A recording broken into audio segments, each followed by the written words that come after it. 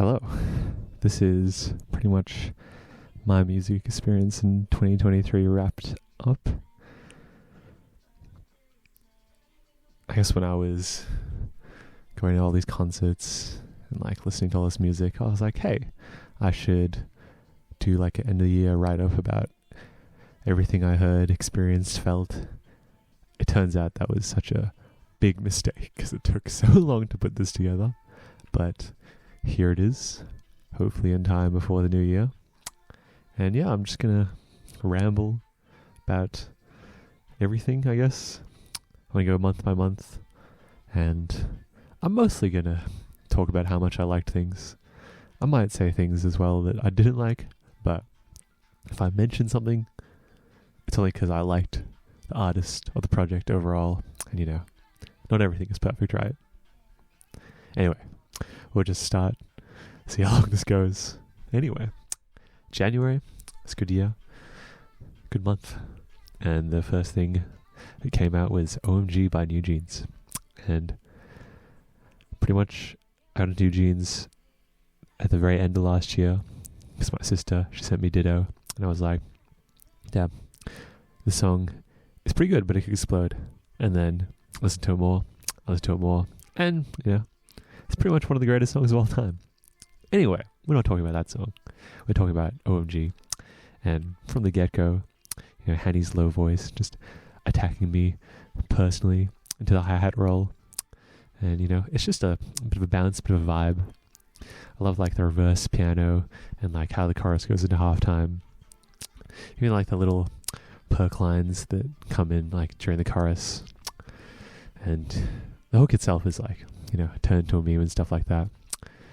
It's fair enough. What other parts do I like? I like the Who Is He unison. That's really cool. And the marimba rhythm in the second half. There's just, like, so many little bits of goodness just, like, within the track that's top. They're, like, the reverse record scratches as well. Like, all the little chops of, like, the samples and the little background vocals. And then, what else do I like?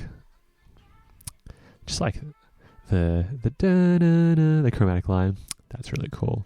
And then, I guess, like, the whole thing is just, because it's so filled with all these little bits, it's just so, like, rhythmically interesting.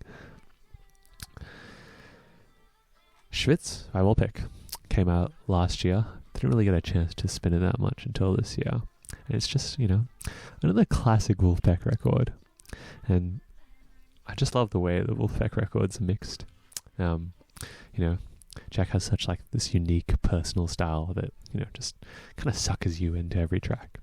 It's like Earworm is, like, classic sample, just like his talking, and just, like, the notion of it is so, like, ingrained, just, like, the pure joy of music. And then New Guru, the key change made me laugh so hard, which I think, thinking about my notes, is going to be a recurring theme throughout this year. My favorite song from the album was Simple Step. Just the way it bounces, grooves, feels good. Antoine's voice, mint as always. And then, like, Corey Wong's just, like, slightly panned to the right, so you just, like, you know, get him just snapping in your ear. There's, like, I don't know, it's just like Wolfpack that's, like, at its purest. You know, the bass is sometimes just filling the pockets, sometimes popping off. Just like the piano's just driving rhythmically. The drums, they're simple. They're just doing Wolfpack things. And, like, you know, the Wurlitzer from Woody's just there. The Theo BVs, you know, all classic stuff. And then at the very end, that panning ad-lib that goes back and forth is, I don't know, it's so cool to me. What else did I enjoy? I enjoyed the Serve Somebody cover, you know. It's a vibe. I liked Romanian Drinking Song with the kazoo, especially that, like, one riff with the bass that it does towards the end. It's, like, so funny, but so, like, so musical at the same time. Which, you know, is Wolfpack. And then, What Did You Know I Love? You know, it's a Theo song, and it's just, like, a classic Theo song with, like, the progression, the chorus being so good. The call and response between the guitars in the second chorus. Miracle's cute. I like the Charmander reference. And, like, the key change with, like, the little radio take. I don't know. They're doing some fun stuff, and I like it. Another song that I liked from January is Fucking New Year by Yaron Bake. It's just like such a good blend of a like soft and like housey vibey style. I love the way the kick just sort of cuts through everything. And I love like the piano lines of the second verse. And even doctors lie, apparently, which is news. There's a song that I heard called Beautiful by June. It's like this classic bossa, even if like, I don't know, these days bosses are always just doing these fake endings. This song, no exception. I'll just be rattling off songs. This is not organized already, but it's gonna devolve and digress as I just forget how to talk. But happy to be with you, Emmett Cohen. All I Really Want Is You. The cover of The Marias by Michelle Seo. Oh, what a great voice she has. Violin Concerto in D major, Grave Recitativo. I totally butchered that by Voices of Music. I don't know how I even got into Voices of Music, because like it's not my lane, but I've just been subscribed to them for so long. I'm just like, they make some tight stuff. One thing that has been really cropping up, and it will crop a lot, is the Onstage series. It's like this Korean like series of just like bands, usually like in a box, just like one take of live stuff, just hard cam. It's great. Anyway, the one that cropped up in January was Huko's New Thing feat. Ju, which got me into Ju's EP 6 Shots, which is like a vibe. It's one vibe, but it is a vibe. I like the first 2 songs the most, and I like Quiet Quality, which I'm just it just is the classic like Rhodes 4 on the Rhodes like side chained over the 4 on the floor. And if you want to die, take a shot every time I say love and sucker and vibe. You'll die. Can't wait. Anyway, other songs. J. Cole's Procrastination. It's just like a example of how the internet is cool. And, it's just J. Cole feature for an entire song. But who doesn't like that? Another thing was like Honey of New Jeans' cover of Water that got made into like a mashup of the original. And to be honest, I hadn't even heard of the original until I listened to the cover. And then I listened to the onstage performance of that, and it's just so well crafted. Anyway, like the mashup, like Honey's voice is just like so sweet but so controlled.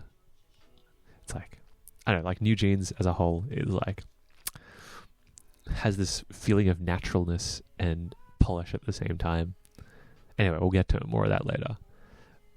And I told you it's going to be chaotic. I just wanted to mention about New Jeans. It's just like the music video for OMG. It's just like so wild. And it's so like, I don't know, you can feel the creative force behind it just as much as you can like see the artist. And it's like, it's cool. Anyway, what was I talking about? Oh, I was talking about like the onstage version plus Honey. Okay. I love like the bass slide into the start. I love the hit in the first chorus. I'm just a sucker for 6/8. It's a joke that me and one of my friends, we're the 6/8 suckers, and like, it's totally true. It sounds so stupid, but it's true. Anyway, the second verse of that is like such a cool arrangement from the band, like the unison line, and then into like the call and response between the band, and like, oh man. In the like mashup specifically, the blend of their voices is like so nice, and even when like they sing different lines like towards the end, it like acts as this weird like faux harmony that like obviously wasn't like intentional, but it's like so cool and so interesting. As is like the end where like Honey's ad-libs are just like firing into that open space, and like the drummer is so good on that onstage performance, and he just pops off towards the end. Anyway, that got me listening into like cold stuff, and like I only really knew Off, On and Off. Once again, that's probably not even his name, but it's just from my notes in my memory. Anyway, it's a good album. We can like, I pretty much like track by track have something to say. It's like Love is a Flower. It's like, oh, that not quite like pitch corrected whistle into like the strings, into the bird calls. It's all really beautiful. And like throughout the whole thing, his voice is like, it's deep, but it's like not rich, but like that's a positive thing. I'm not really sure why, but like his head voice is also like immaculate. Love Makes Me Jealous. I love the drop into like the real drop into the rap, like it goes twice. I love the structure of the songs in this album. They feel good, man. They feel good. The music just like takes its time. but doesn't overstay its welcome. You can tell that sometimes I'm like rambling and I just like read off my notes. Oh, okay, I really love I Fucking Love You. It just has that feeling of like, makes you want to scream and stumble around and just like be totally like just drunk on love. I like how there's like one guitar that's like dead set in the middle, and then like the lines are all panning around the soundstage. Just like, yeah, you just get that feeling of just disorienting. And then like even the singing just is like rambling, random bits of clarity. I fucking love you. Like, you know, it's visceral. And then, yeah, talking about that structure, it comes through really strong in this song. It's like, there's build, but there's always that one last little level that he holds on till the very end. And then in this song, it's like the hit onto 2 into the guitar solo, and it hits you center as opposed to all these lines that have been panning around. Oh, it's so good. I will say, like, the album concept of Water fits the concept better than the on-stage version. Because even in like its big point, it still feels like sort of this feeling of tumbling down, collapsing, you know, the vibes. And then, you know, Scent and You Don't Need My Love, they're vibers. And Endless Love feels like the outro to Love Is a Flower, sort of intro vibes, like sort of wrapping that whole thing up. And then, but it's not the last song, because Don't Leave My Love is like this delicate painting of a ballad. And it just sort of caps the whole project off. It's sick. I did listen to some of his other stuff as well. And I just kind of want to briefly mention a song nobody knows, because like, it's not a song nobody knows. It's The Line Is Misty. And like, that song just like is so many of my weak points. Just like the guitar, the strings, his voice, man, it's all just, yes. Okay. Other songs from January: Midwest and Denzel Curry's Tally. The vocal compression on this is like so punchy and so it just hits. The sample's hard, and like collectively that really does sell like the old skill vibe that's sort of like in the music video as well. And like Denzel cropped up just randomly throughout this year, just dropping wild features. Like one song, Goated.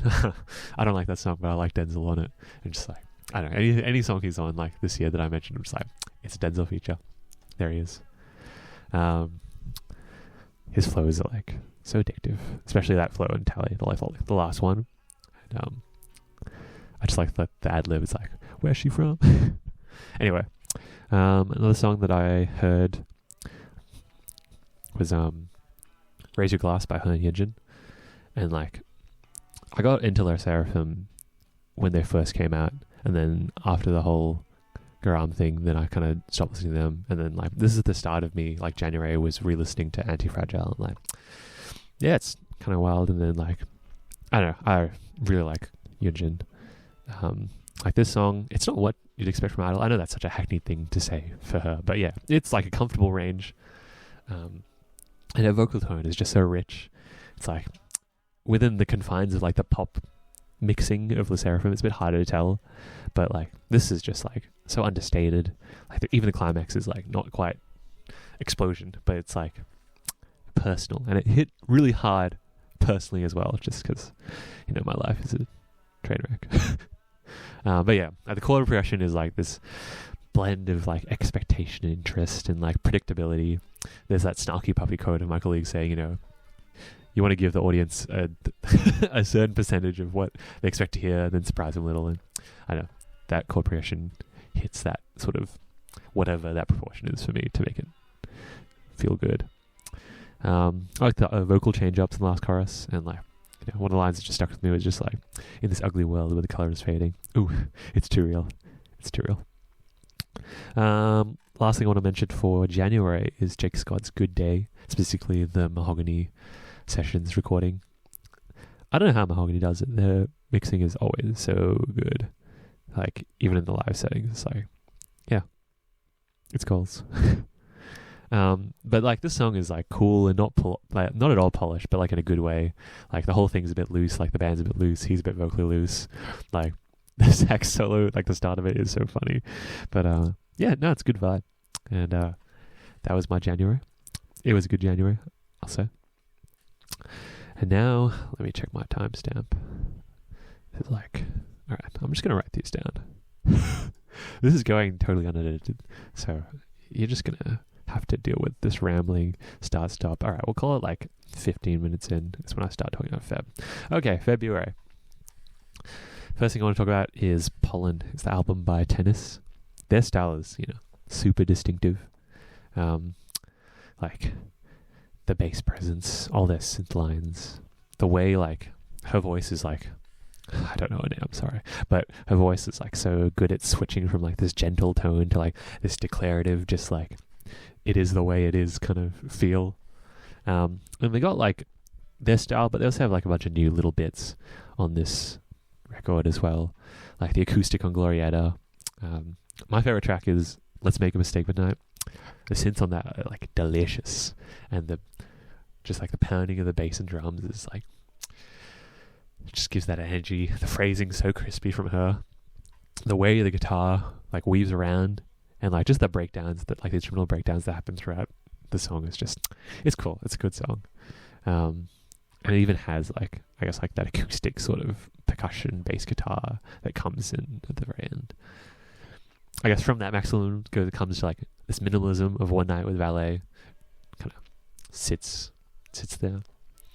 Pollen's also chill. It's like her voice gets this really nice airy quality to it on that song. I love how the way Hotel Valet holds its breath until the very end. I really like the piano and the flute combination in Paper. The guitar heaviness of Gibraltar. The Latin out of nowhere, never been wrong. Dude, I'm so scared because I'm pretty sure in this, like when I was writing up these notes, I got in my head so confused between Afrobeat and Latin, but I'm pretty sure this one's Latin. And then you have like the gentle ending of Pillow in a Cloud. It's a good record. It's solid. Another record I got super into in February was, both like older D'Angelo records, more specifically Voodoo. And I think the reason I couldn't get into D'Angelo any earlier than I did is like his like music has like that Seinfeld effect, where it's like, because it was like the like, I guess the blueprint for a lot of like modern R&B. It like doesn't hit quite as hard because you like feel like you heard it before, but like this is like a lot of the stuff, like especially like the Dilla feel in like live instrumentation. It's like the first time it happened, and it's groovy. It's a groovy record. Like Devil's Pie and like Left Right, it's like they're just like as 90 hip hop as it gets, but with that feel and that instrumentation. The line sits in like this one perfect space with like the harmonies and the falsetto just weaving it out. Like his voice is gorgeous, man. Set It On just feels good. It's like what Jam Dreams are made out of. Chicken Grease is the shortest track, but like you take the same amount of funk from all the other tracks and just squeeze it into 4 minutes. That's pretty much what it feels like. One more gin slows it like right down. There's a little bit of a jam just at the end randomly. It's cool. The root is also chill, and like the vocal trading between like the guitar and the vocals is, it's cool. Spanish Joint is self-evident. Shout outs to Roy Hargrove, R.I.P. I feel like Making Love is like one of those covers that just feels like it belongs to the creator and the artist equally.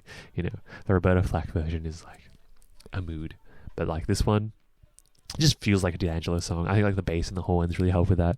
Has all like the delicate elements of the original. Great Day Morning. It's another head bopper, I'd say. Finally we get to Untitled, which is like the ultimate 6/8 sucker of all time. It's the like, man, I can't believe I loved Japanese Denim for so long and like not realize it. Like it's literally just this song's son, man. It's just the anticipation of 1 and 4, like the space, the chords, the lines. I really like the bridge lines, like that like it extends just a little bit more into like those rising chords, and then everything drops out. It just leaves this like such a heavy sense of anticipation. Like what's coming next. It builds. Like then the new chords come in and boom, it's just like damn. He goes crazy. And then just before like you feel like it's just all reaching like its perfect climax, it just like cuts you off at your knees. The song just stops and it goes into like the last song, Africa, which is, I guess, like slowly lets you off that wild ride. And then you got like the little tape reverse at the end, which is cool. Don't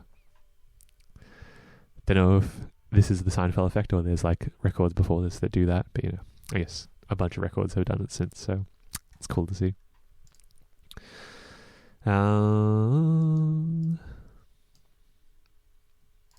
Okay. Another record I listened to in February, it was Linger a While by Samara Joy. Not gonna lie, the only reason I heard of her was because Grammys plus Reddit, but I'm glad that I found her. Easiest comparison to make is to like Ella, but she's got her own unique tone. Samara, she's got her own unique melodic ideas, but like I guess what is shared in common really is just like this crazy mastery of voice and just like the ability to just do the wildest stuff and execute. Shows it on Can't Get Out of Its Mood, especially the ending. I love all the little extended endings that she does. They're so like fun and like technical, and yeah, good times. Guess who I saw today is like kind of understated, like in a good way. Nostalgia's melody and rhythm are like that kind of wild that we were just talking about, and like it's perfect execution. It's like, I think it was like a fat solo that she transcribed or whatever, but like yeah, it's just like a feat, man. Yeah, we have her jumping from like subgenre to subgenre, like Sweet Pumpkin, and her voice and the band, they match her vibe really well. I'm sorry, I'm gonna be honest, I don't know the name of her band, but I guess like the names of the people in her band, but they're killer. Her Misty, it's like my favorite jazz standard of all time, so I'm a bit biased, but hers is really like showy but thoughtful at the same time. And like I noticed like she pushes a lot ahead, like she's punching forward, and it really just like gives this activeness to it, I guess. And the ending of this one, oh my gosh, it's so good. Social Call is a standard I've never heard before, but the way she like flicks registers in this is really cool. I'm confessing, like the piano response into the solo, it's like this little spurt of joy. Linger a While, it hits and it bounces. It doesn't stay for long, but it does what it wants. And then her Around Midnight is so like full dramatic, man. It mostly lands. The horns like I guess sort of help along with making it feel fresh and good. And the ending of this one as well is crazy. And someone to watch over me. It made me feel 18 again when I was, peak in the jazz sauce. Just getting lost in the performance. It's delightful. Other songs I listened to in February, How Insensitive, covered by Michelle Seo. Her voice, like I said before, so good. And like the way she mixes stuff, it's like feels so close and personal, like both the vocals and the guitar. I love the entry of like the piano and the shaker. It's like tasteful, unexpected, the way it swings. And like the relation of the melody to the chords in this standard, it's like it just feels like it fits the lyrics, like as you go deeper and deeper into like this bitter regret. And yeah, I love the piano choices she makes, especially in like the last verse. It's cool. And also, of course, the content of the song, like the meaning, whatever, just hit a little too close to home. So I was feeling it. Kilroy, CLI Roy, Snuggy Puppy. Like the music video version of this, because I like the funniest thing is just like every time Lionel Lewis hits the bell, he just looks so happy, and I feel happy for him too. I love the bass clarinet and the moog in this song. This song is like snarky, like restrained, which is like nice change up, I guess. I love how like there's an extended section where like the trumpet and the synth are playing the same line for like so long. It's like a solo, but it's not, because like it's all planned, but it's cool. And like I love how in Snarky there's so many like players, but everyone gets their own little pocket, especially like the percussion part. They're also like intricately interwoven to like not step on each other's toes. And then of course at the end there's just like the bell at the end to finish the song. It's fun. Comes Love, like the version Mary Kim did on stage, that re-got me into Mary Kim. Always had like a past fascination, but like it's a good version. The Y2K JPEG Mafia collaboration, Dirt, just like JPEG is just too good at like just knowing what unconventional beats need, and like the intensity of this is just like stays at the right level, and it just changes it up just enough to like make it interesting. And there's little house chords that happen like once or twice in the song, and they just hit every time. Close by Wolf Tyler. It has like just hold on, we're going home vibes. You're ready for me to butcher another name.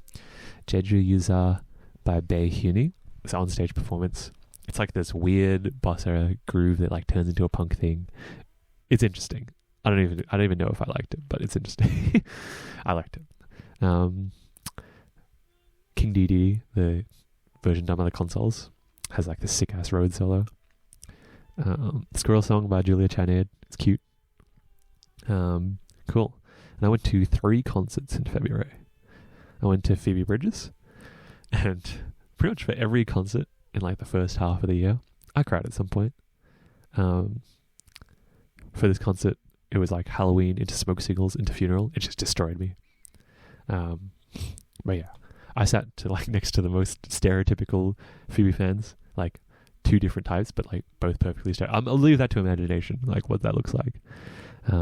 But yeah, she was good, even from the get-go, like Motion Sickness. Like I knew the live, like the long note that she does at the end of every live version of it was coming, and it still hit.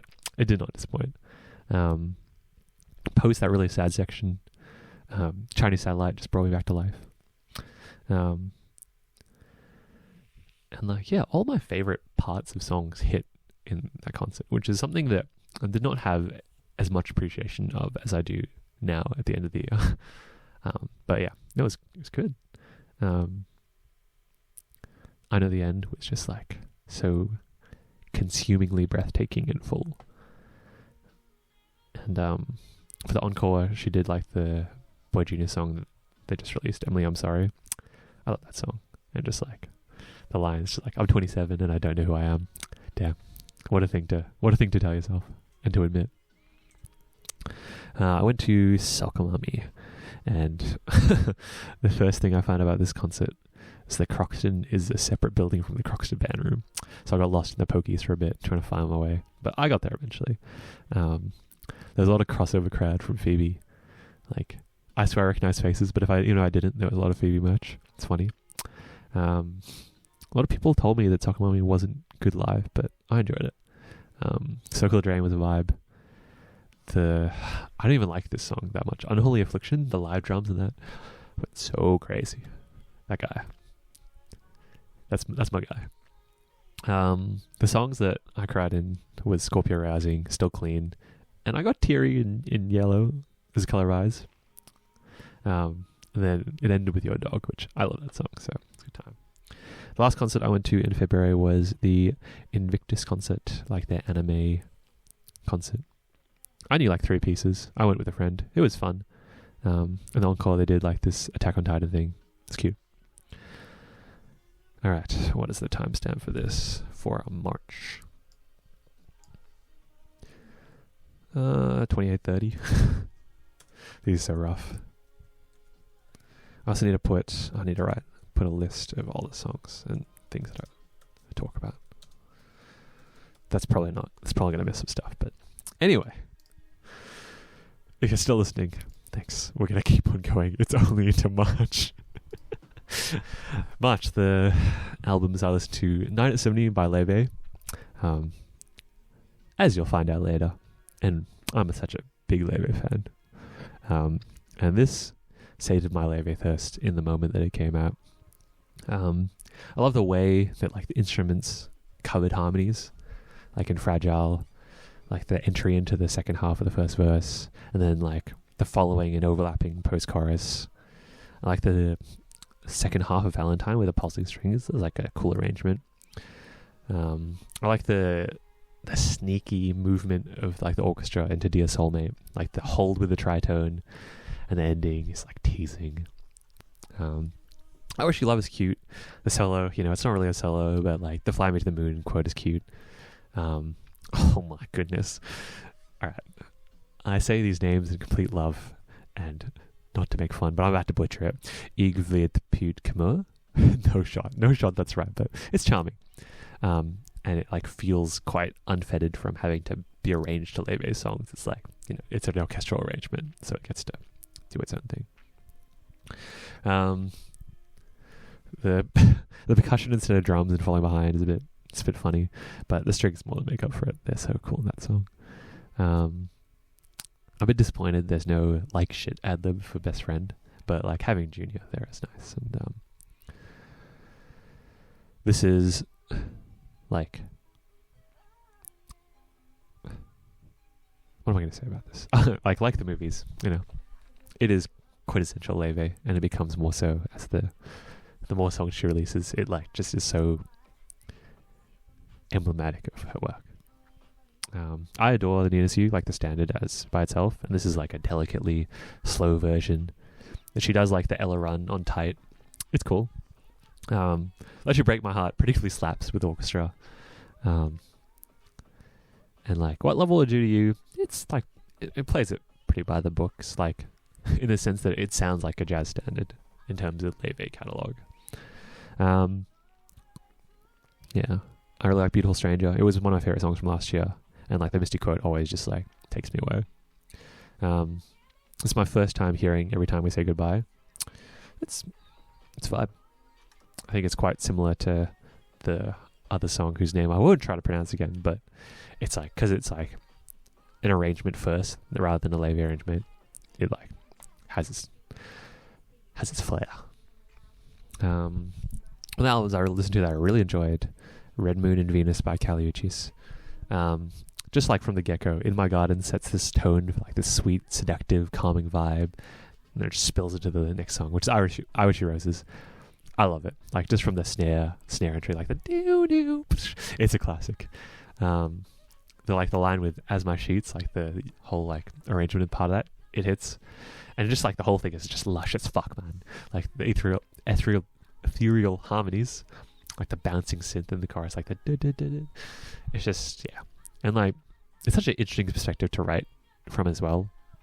Just like releasing people in your life, but like with all the affection that you have in you, because you are that much. Worth the Wait is like classic Kali Uchis, just singing over, like rambling over like these steady weird chords that like eventually give way to this nice string moment. Love Between is like a Silk Sonic interlude that you never knew you needed. I guess it's just a 70s reference, but the organ on it is pretty killer. All Mine is like this delicate space, and then it gives the dirtiest drop, man. Like the harp that goes into the chorus, and at the end as well. Fantasy is like the obligatory. God, I think it's an Afropops this time. It might be Aladdin. I'm so sorry. Like, you know, everyone in R&B is doing it in the 2020s. It's a good kick of energy. And I love how it's like, that's the end of the song. Because it is. Okay. The hits in Como Te Curly. I'm so sorry. I love all like the little switch ups to like keep things fresh in this album. They're just like exhilarating, honestly. I like the rap in Hasta Cuando. What of it? And I love the city pop vibe of Endlessly. Just brings a smile to my face, man. And like the toms, I love those toms. And the hits into the synth line. High Note and Moral Conscious. Spanish and Not Too Late. Just like the barely there sax and blue. And then like Deserve Me just hits you with that modern production after hearing all like this old school vibey stuff. Just like the trap drums with the verb, the rhythmic synths, the dark ass like synth bass just thrumming. And like Summer Walker's entrance is really cool. Like little instrumental breath at the end is cool as well. And then Moonlight kicks in, and I know it's a meme song, but it's a good ass song. Just like the tone of the bass, like the high harmonies, just her voice, man. It's just so silky and so like velvety and expensive and rich and yeah. Happy Now, it's like a groovy little thing. It has like a weird ending, but I'm here for it. Like the outro it's nice. One thing that I liked that I was like, I liked it, and then like as I was writing these notes, I looked at the reviews, what are people saying they didn't like is Remember Archive by Kokunst. It's groovy, it's vibey. Like, I get that people say it's like non-ambitious, but I liked it. Like opening track is like all these like pitched vocal samples and guitars, like with this eidetic noise. It's just, you know, that's his style. And then Jumper is this funky little thing with like these blitzing verses. And then you have Bad Bad, which is that, but jumped up a notch. I love Tabba, so like maybe I'm biased. But both sides of his voice fit this track so well. And J Park just cruising through, just with like scream my fucking name, just fully. I really like the like little instrumental hits, like the guitar slide that happens. Circle is like kind of more low key, kind of popish. It's a vibe. I like the panning in the song and like the hit on the 2 in last chorus. Homeboy has like this horn noise that like just confused me every time I was driving. Like I just look around and it's like, oh, that's part of the song because it happens. And like the second half of the second verse is just like chain smokers flow. I don't know, it's funny. Like Wood is a quick little chill vibe. Shine is like this braggadocious fun. It's like, you know, just makes you feel like you're 7 foot tall. I like Tiger JK's like verse. I like his humble reference. I don't know if I like his like random mommy ad libs, but they're there. And then in the acting is similar to like the first track where it's like it's got all like those code kunst like little eccentricities, but like there's a reason why he has them because they're all smooth. And like that little alternate instrumental at the end. It's fun.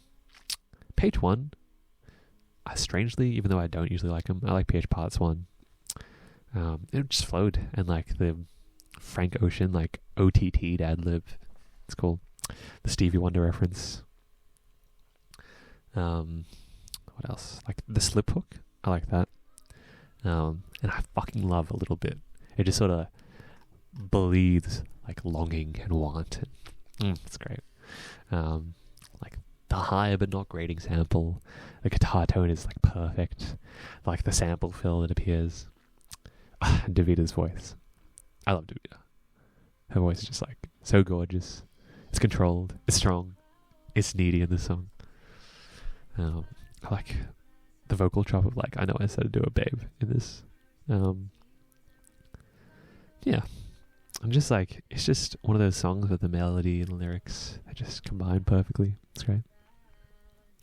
And then 55, it's a 6/8 sucker. Had me from the riff. I really like Yerim Bake's Korean on this. And Wendy, her voice sounds so full on this. It's great. Terminal takes us back to that chill as fuck vibe. Kid Millie rides that beat. And I love Chai. I take any scrap of her. Just like the harmonies at the end by her are so cool.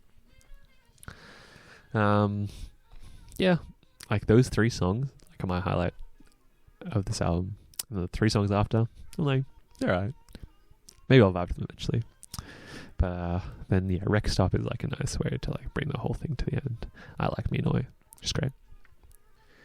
Another album I listened to in March, Living Room 3 by Martina De Silva. She's just got such a cool presence, like a vibrant presence to her voice. Just like gives songs so much energy and like, I don't know, that spark. Even like, I don't know, just like it makes her features sparkle. It's like On Autumn Leaves, you know. It's tight. Even though she just loves putting bass solos in every song. I get that she has like a bass friend. It's just like, I can't hear it on cars, like when I'm driving, so it's like hard. Anyway. The weird like time fuckery and cheek to cheek is fun. And then like the intimate ass mixing in Falanda de Amor. I'm so sorry once again. I'm just a monolingual fool trying to talk about how much I like music. Like the diction on that though, and just like the way she phrases is like so crispy. And like the arrangement of that song as well is just like so patient, and the harmony comes in. The ending is just like really pretty dark. I like the 3-part harmony and Complications of a Broken Heart. And like the dissonance in Your Everything.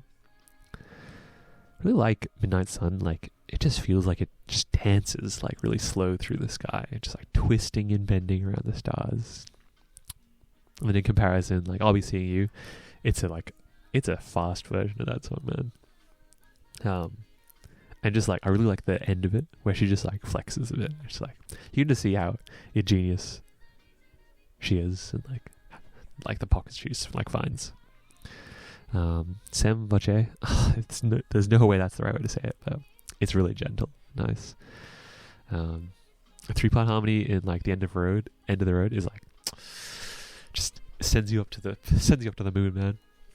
And like the bass solo, when I can hear it, it hits. And then the bass voice, dang son, he's hitting it. Moody's Mood for Love is like, it's almost like Samara-esque, the way it just like deftly just moves around the song, and like the call to the sax, it's just fun.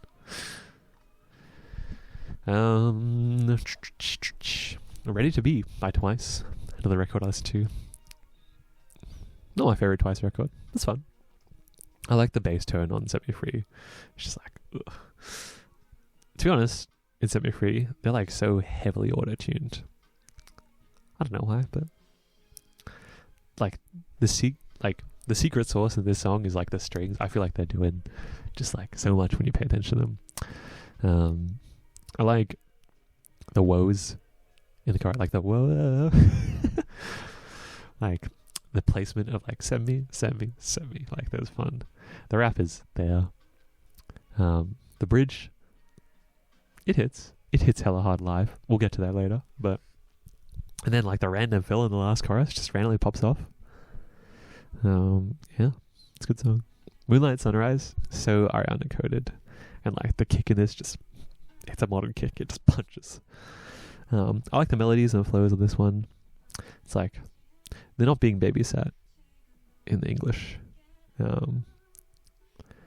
really like the part where it's like, I don't need a rush, but I really need your touch. That's cool. And like the vocal fry and like, I guarantee I gotcha. And like the ad libs at the end of the song is fun. I really like the like Jiho Neon like trading stuff. I mean, they do it all the time. Got the Thrills. It's like talk too, in like a good way. Also in an EK-ish way, but mostly in a good way. It's got like all of the good points. Sorry, it's got some of the good points and all of the mid points about it. Blame It On Me, it's there. I like the movement of Wallflower as it goes like high to low to rap. I like the stop in the chorus of Crazy Stupid Love. The rap for 4 bars. Gio just randomly popping off every now and again. Yeah. It's a fun little project. Songs I listen to. Cupid, 50/50, the twin version, of course. Not sped up, but yeah. Their English is just so clear. Their vocal tone is just so magical. The lyrics slap. I like the little ad-libs, the melody, the hit on two, like for each and every chorus, and like the end where just like they stack all the melody lines, like the hopeless girl and like stupid. Like I gave a chance to Cupid. So, like it's fun, it's cute, and it's a shame they exploded, but we'll get to that later. I really like Six Lakhs Black, Since I Have a Lover. It's a truly vibing song, and it does like just enough to not like totally zone out. It's there. The random appearance of J. Cole, like another just random Cole feature on J. Hope's Hope on a Street. I like Nothing's Free by Angel Olsen. The drums on Cass Overall's Ready to Ball, they go crazy, man. They go crazy. I like J Music's Super Bell Subway version. The slap bass is good in the OG, and it's the star here. And then like I really like the drummers, the way he talks with the solos, especially at like the 3-minute mark. Yeah. We're truly blessed that like one of the sax greats of our time is also just a weeb. And like, the drum solo as well. I'm glad I wrote that in the notes, because that drum solo. Katie McLeod's Complex. A friend introduced it to me. It's like, that classical 2010s sad. But like, there's something just special about the chorus writing, man. It just sort of just takes your breath away. Got another Yunjin song, Love You Twice. It's like, she's got like a really honey sweet tone on this. And like the falsetto just hits right. I'm such a sucker for like lines that like talk about when you look back into the present. Like it's here. The one obvious one that I can think of straight away is Night Shift, Lou Dacus, like talking about in 5 years, I hope all the songs feel like covers. Like that sort of stuff. I love that sort of writing. And yeah, it's just a cute little song. I really like Voices Music version of the Violin Concerto in A minor, 104, Bach. I'll probably butcher that, like classical name-wise, but it's another thing I liked. There was this onstage performance from Another Life called Song for Grief. It's sad. I kind of dropped off on Colours, which is a shame, but I really liked the Navy Come and Get It Colours performance. It's groovy. I like Hilary Hahn's random appearance to do like the Bach Adagio. I'm going to get so crucified by people who care about these kind of things. But yeah, she just shows up, makes people cry, leaves. I'm not technically proficient enough to tell you why it feels right, but it feels right. The Glue song by B Badoobie, specifically the kids' choir version, I think it just gives it enough spice to feel cute. There's this song we did at karaoke that I didn't know at the time, but I came to know, La La Lost You by Nicki. Like, I love the little trumpet bow bow bow bow that carries us until the pre-chorus. And then like every time, like the line just before the chorus, both times that it comes, it's like, I don't know, this song is just like simultaneously so like longing and spiteful at the same time. Or like the harmonies on like Silver Lake, Hollywood, no. Yeah. A song that I loved in concept and execution, Hold On Tight by Espa. Yeah, it just feels like one of those joke mashups that like are actually good. Let's take this synthwave version of Tetris and just add K-pop to it. I really like the For Your Life line. And I'll probably mention again later, but I really like how Espa, like, they have so many parts which involve like trading back and forth between two members. I feel like when it comes to like girl groups, boy groups, it's like you have all the opportunity to do cool things like the stacking, the harmonies, like the trading, stuff like that. It's like, so I just love when they actually do it. Like the pre-chorus, like the notes just sort of like tickle your brain in the right way. And like the Tokyo Dome version of this song where it just turns into like a full-blown dance at the end. Yeah, it's a good time. I went to 2 concerts in March. The first one was Bon Iver. Gordy was a pretty good opener. To be honest, this is probably my favorite technical wise, like the highest I'd rate a performance that I listened to this year. I would also rate the side seats in Sydney Maya very highly because like you get like a pretty much unblocked view of the artist. The speakers are pointing right at you. It's great. As you'll hear later on, there are much worse places to be in that venue. Anyway, I really liked how they started with Lump Sum and then they went to Heavenly Father. I cried during Wash. Like, one of it means a lot to me, but like that song really does mean a lot to me.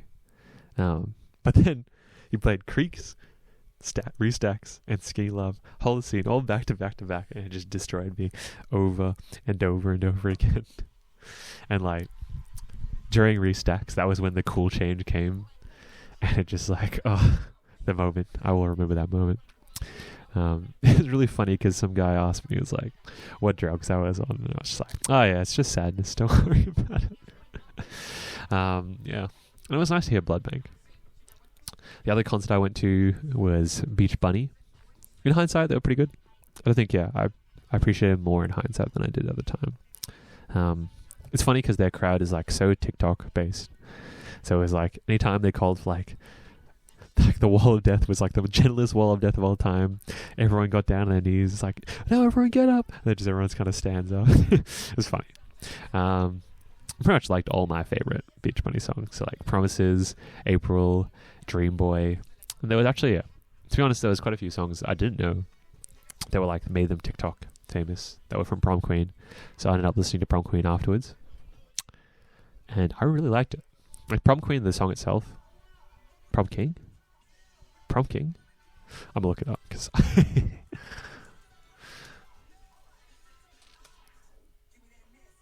Prom Queen. It's not Prom King. That's embarrassing. It's pretty standard fare for them. And then Painkiller starts off like flying. I love like the instrumental that comes like down and then like goes into the hits. It's fun. And then like the medication part is kind of cringe, but I like it enough. Like especially like the hits just bring it back in. And like that drama, man. Good live, good in the studio. It's fun. I like how Goodbye Summer is like all the chopped little nice little bits from 6 weeks. And like I love 6 weeks. Like that chorus is just like perfectly yellable. It's just like crispy interweaving guitar lines into that chugging and like, can we go back? Can we like oof. Like the ooze.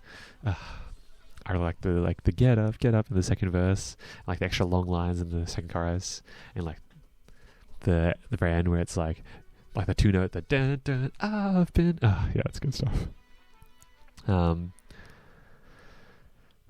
What Painkiller does, like where he goes straight in, Adulting does the same thing. It's like no frills, no intro. It's like the mid quarter life crisis line is funny, and then like the halftime into the hits is the end. It's fun, and then like the version on Bandcamp has Miss California, but it feels separate. Like just mixing wise, appears on like the other album, the one that I actually listened to. Anyway, all right, April. Let's call that like 51. This is gonna be like 2 hours. I hope not, but you know these timestamps, they're just. I should just give up on them. Anyway, The Record by Boy Genius in April. You can like in this, I feel like it's less clear. It's more clear who wrote each song. Like you can really tell. Like, but like, there's some good ass songs. I really like the opener with like the 3-part harmony, like in kind of lo-fi, and like the layer stacking, and like I really like the line like his father before me, his mother before them, and then in $20 the guitars just slam the door open. There's more vocal line stacking here, and like Phoebe's voice like slowly creeping in for $20 until she's screaming in your ear. And like Emily, I'm Sorry, it's just like, you know, such a Phoebe song. It just like draws you into a very particular type of sadness. Like the bass tone of this is fun. Like it's just clear. True Blue is like, it reads like modern poetry, which means it's just Lucy to the core. It's referential, it's blunt, it's beautiful. And the chorus is like less of a explosion. It's more like a hug, an ocean tide of a hug. The bridge is like a soft hit as well. Cool about it is like these beautifully painful realizations. I really like the picking. It makes it feel very homely. I love how like each time like the verse ends, like the last line, like they stack. And like the writing is so like vivid from each of them. I really like the winds, like the woodwinds, especially in like Phoebe's verse. And you come to Not Strong Enough, which is just like this perfect indie rock. Like the drums drive, like the guitars are steady and like interweaving. I've said that. I just said that about Beach Bunny, but same here. Like the harmonies are cool in this. The synths that are in the chorus just give it that extra level. And like the writing in this song, I fucking love it, man. Like especially the choruses. And then you get to the bridge, and it's like one of my peak moments of the year. Like just the height of always an angel, never a god, into like Lucy just declaring it.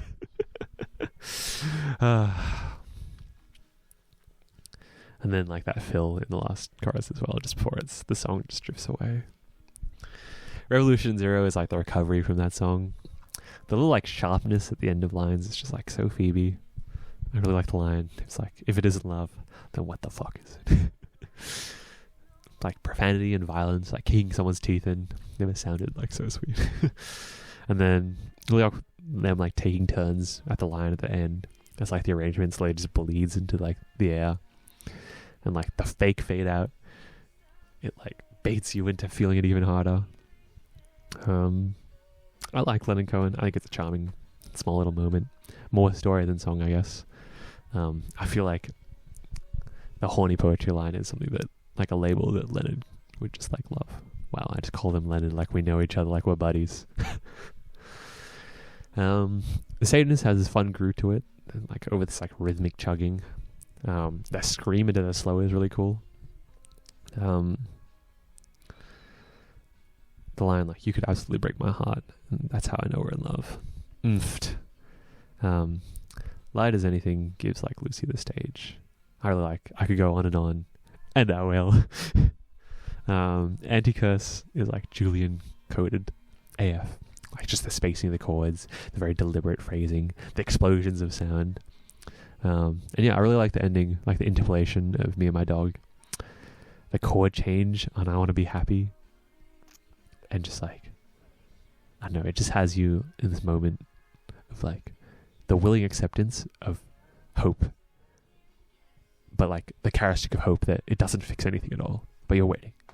That's cool. Cool. Another record I listened to was Daniel Caesar's Never Enough. It's vibey. There's some standouts. Ocho Rios just kicks you straight into gear. Like the You're My Saving Grace lines. Oh, they're good. The drums. And like honestly the drums throughout the whole album. Like they're gosh darn something, aren't they? Valentina like baits and switches you into like Batka type that's chilling. Like the Siren-esque keys, the 808s in the second half. I love like the vocal color that he has on Toronto 2014. And just like the warmness and nostalgia on the hook. And like the group vocals really help with that. I really like Let Me Go. I feel like the organ sets the mood just right. I love how the vocals go up and up, like in register. They're like verse, pre-chorus, chorus. And then just like the gentlest, let go, let go, let go, during the chorus. And I like in the instrumental how it switches to the minor. You know, it just feels like a song that does like exactly what it needs to do, what it wants to do. Do you like me was like made for like screaming out? So you'll hear in a concert later, but like, and like the kick and bass are just like so glued together in this song, and like I really like the harmonies and ad libs. They just feel so tight. Like the bass lick into the end section, just like a vibe, and like the pause, they're like, it's good stuff.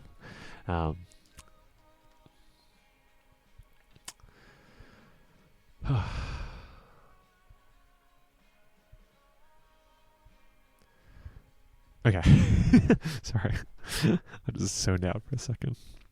Always goes from like this comforting statement of like, I'll be there, to this whole fucking declaration. I'm just like, that drum fill at the end is just like so good. And I really like in the verse, like the pause just for like the fussing, the fighting, the fucking, the lying.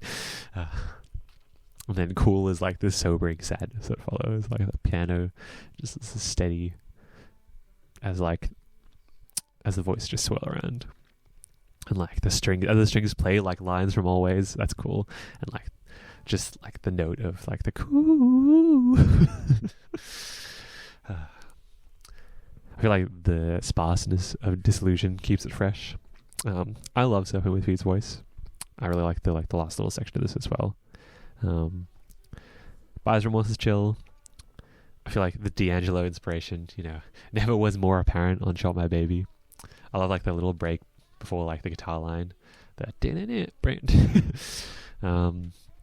like the groove on Pain is Inevitable, like especially with the strings. It's really nice. Like the drop that the hook, and like I like the line that I'm a product that must share a profit. Just capitalism things. And just like the synths that had the way like they meld with the strings at the end. With the classic DC, just like lo-fi recording, like with little additions. They're nice. The Rhodes on Homosexual like feels so lullaby like. I don't know, I got like Jacob Collier vibes a bit. And I never look for Ty Dolla $ign, but whenever he happens, I never hate him. He's that. Is that a Mac reference with It Is What It Is Today? Probably not, but like I choose to believe because he's done it before. Vince Van Gogh is like satisfying in its fullness, and the choir comes swinging in superpowers, and then like, you know, you just got Unstoppable to close it out. It's a groove. I really like the stacking of like the sweets. That's fun. 50/50, or The 50 by 50/50. It's like, you know, you can tell it's like somewhat by the books, but it's got heart. The first song is like, damn, city pop with that kind of voice color. Well, I guess, yeah, like the standing attribute of 50/50 is like just like the vocal color is so beautiful. But yeah, like the second half of the chorus just like hits with that sort of tone. It's got the classic K-pop second verse rap. What song comes after that? I don't remember. I'm gonna look it up.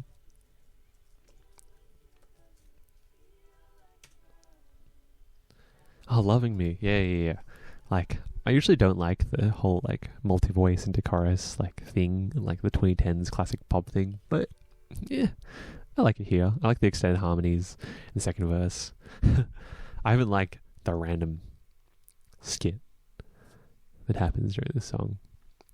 High is chill. I guess, yeah, it's very emblematic of that tropey but feels kind of earnest. It's like, you know, it's a K-pop song with like the stupid high-ass range, the straightforward chords, the classic rap, you know. And I like parts of Login. I like what it's trying. I think that's, you know, that the heart sort of like trying different things, not just for like the sake of being appealing, but it's like genuinely just like experiment. I feel like it doesn't commit to its like weird aesthetic though as certain others, you know, Esper. But yeah, the outro is fun.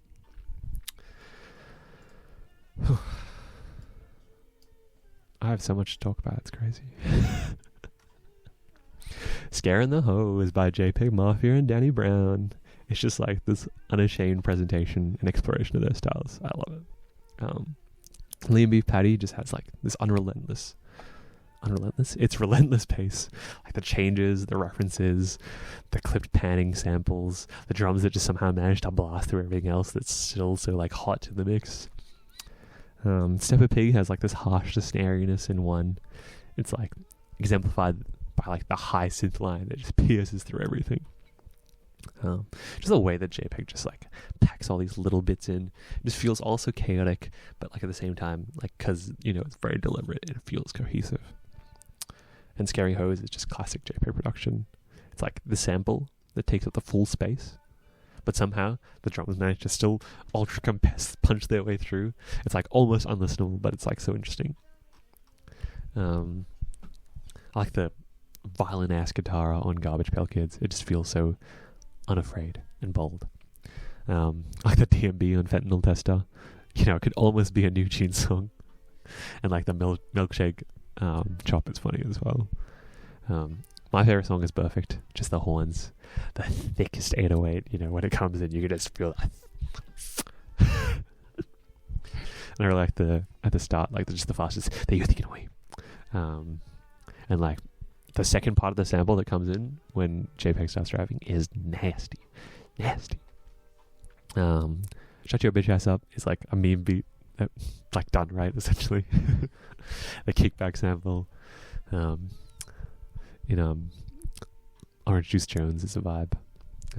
Kingdom Hearts Key is like real like ascend up to heaven.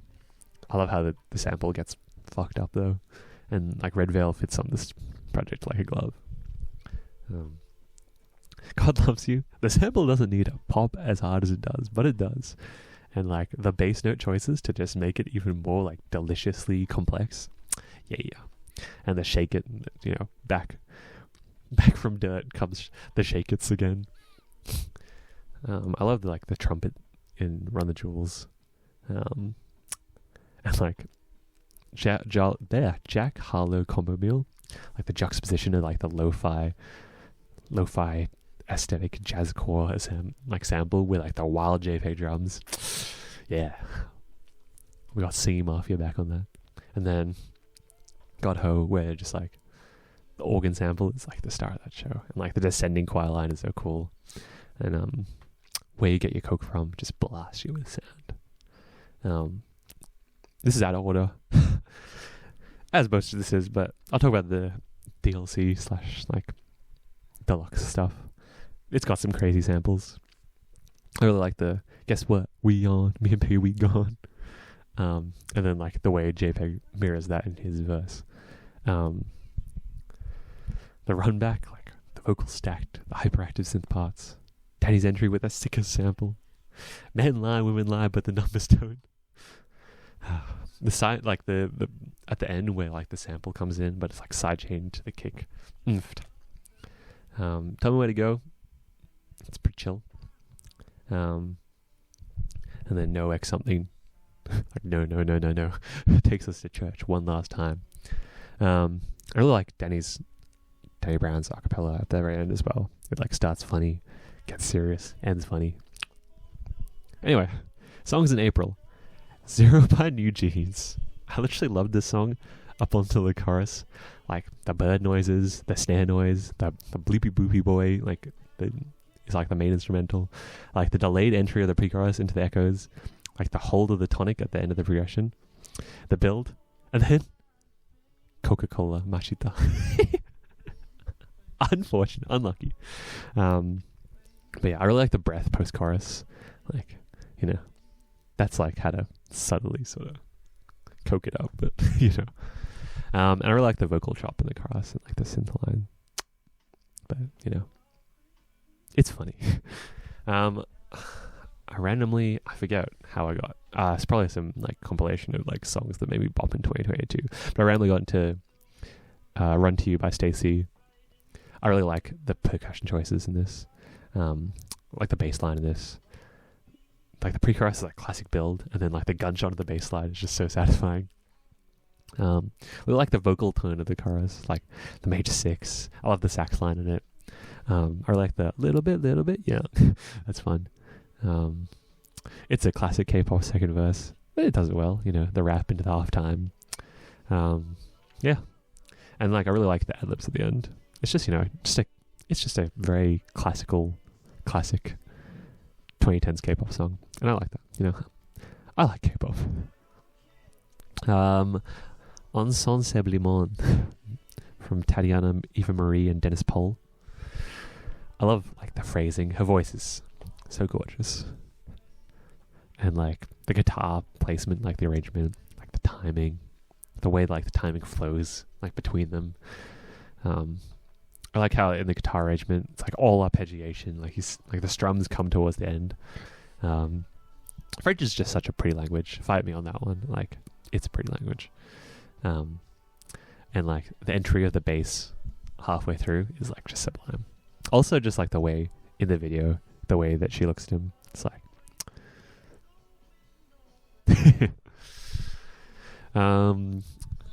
Lin Yin's version of Springtime at the Esplanade Concert Hall with the erhu and the groove, and I love the last chorus like with the hits. That's cool.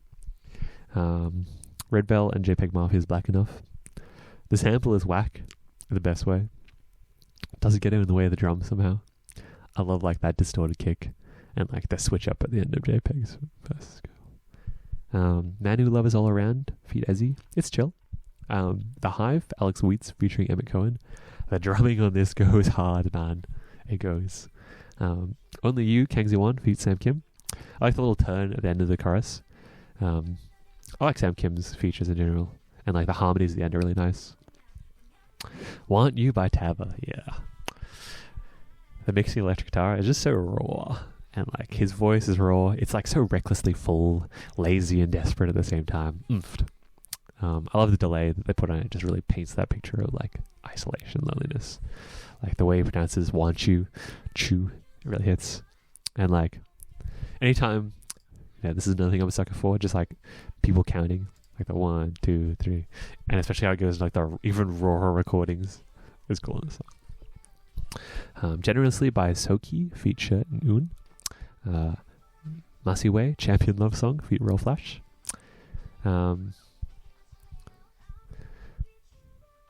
Walk in Paris, ex Slimka, ex Julian Grenade, Allures. It's like a classic French like house club sort of funky little thing. I love the string hits. And like the switch up at the end is like such a fun moment. I went to one concert in April that was Suhair, and the crowd was really vibing. He had good energy. I really liked the openers. I really liked I liked Dora Tran. I'm a fan. It was a good time. Yeah, I liked Josiah as well. Oh, I can't remember who the third person was. I'm so sorry. Alrighty, what is my timestamp for May? 70 minutes. I've been talking for a while.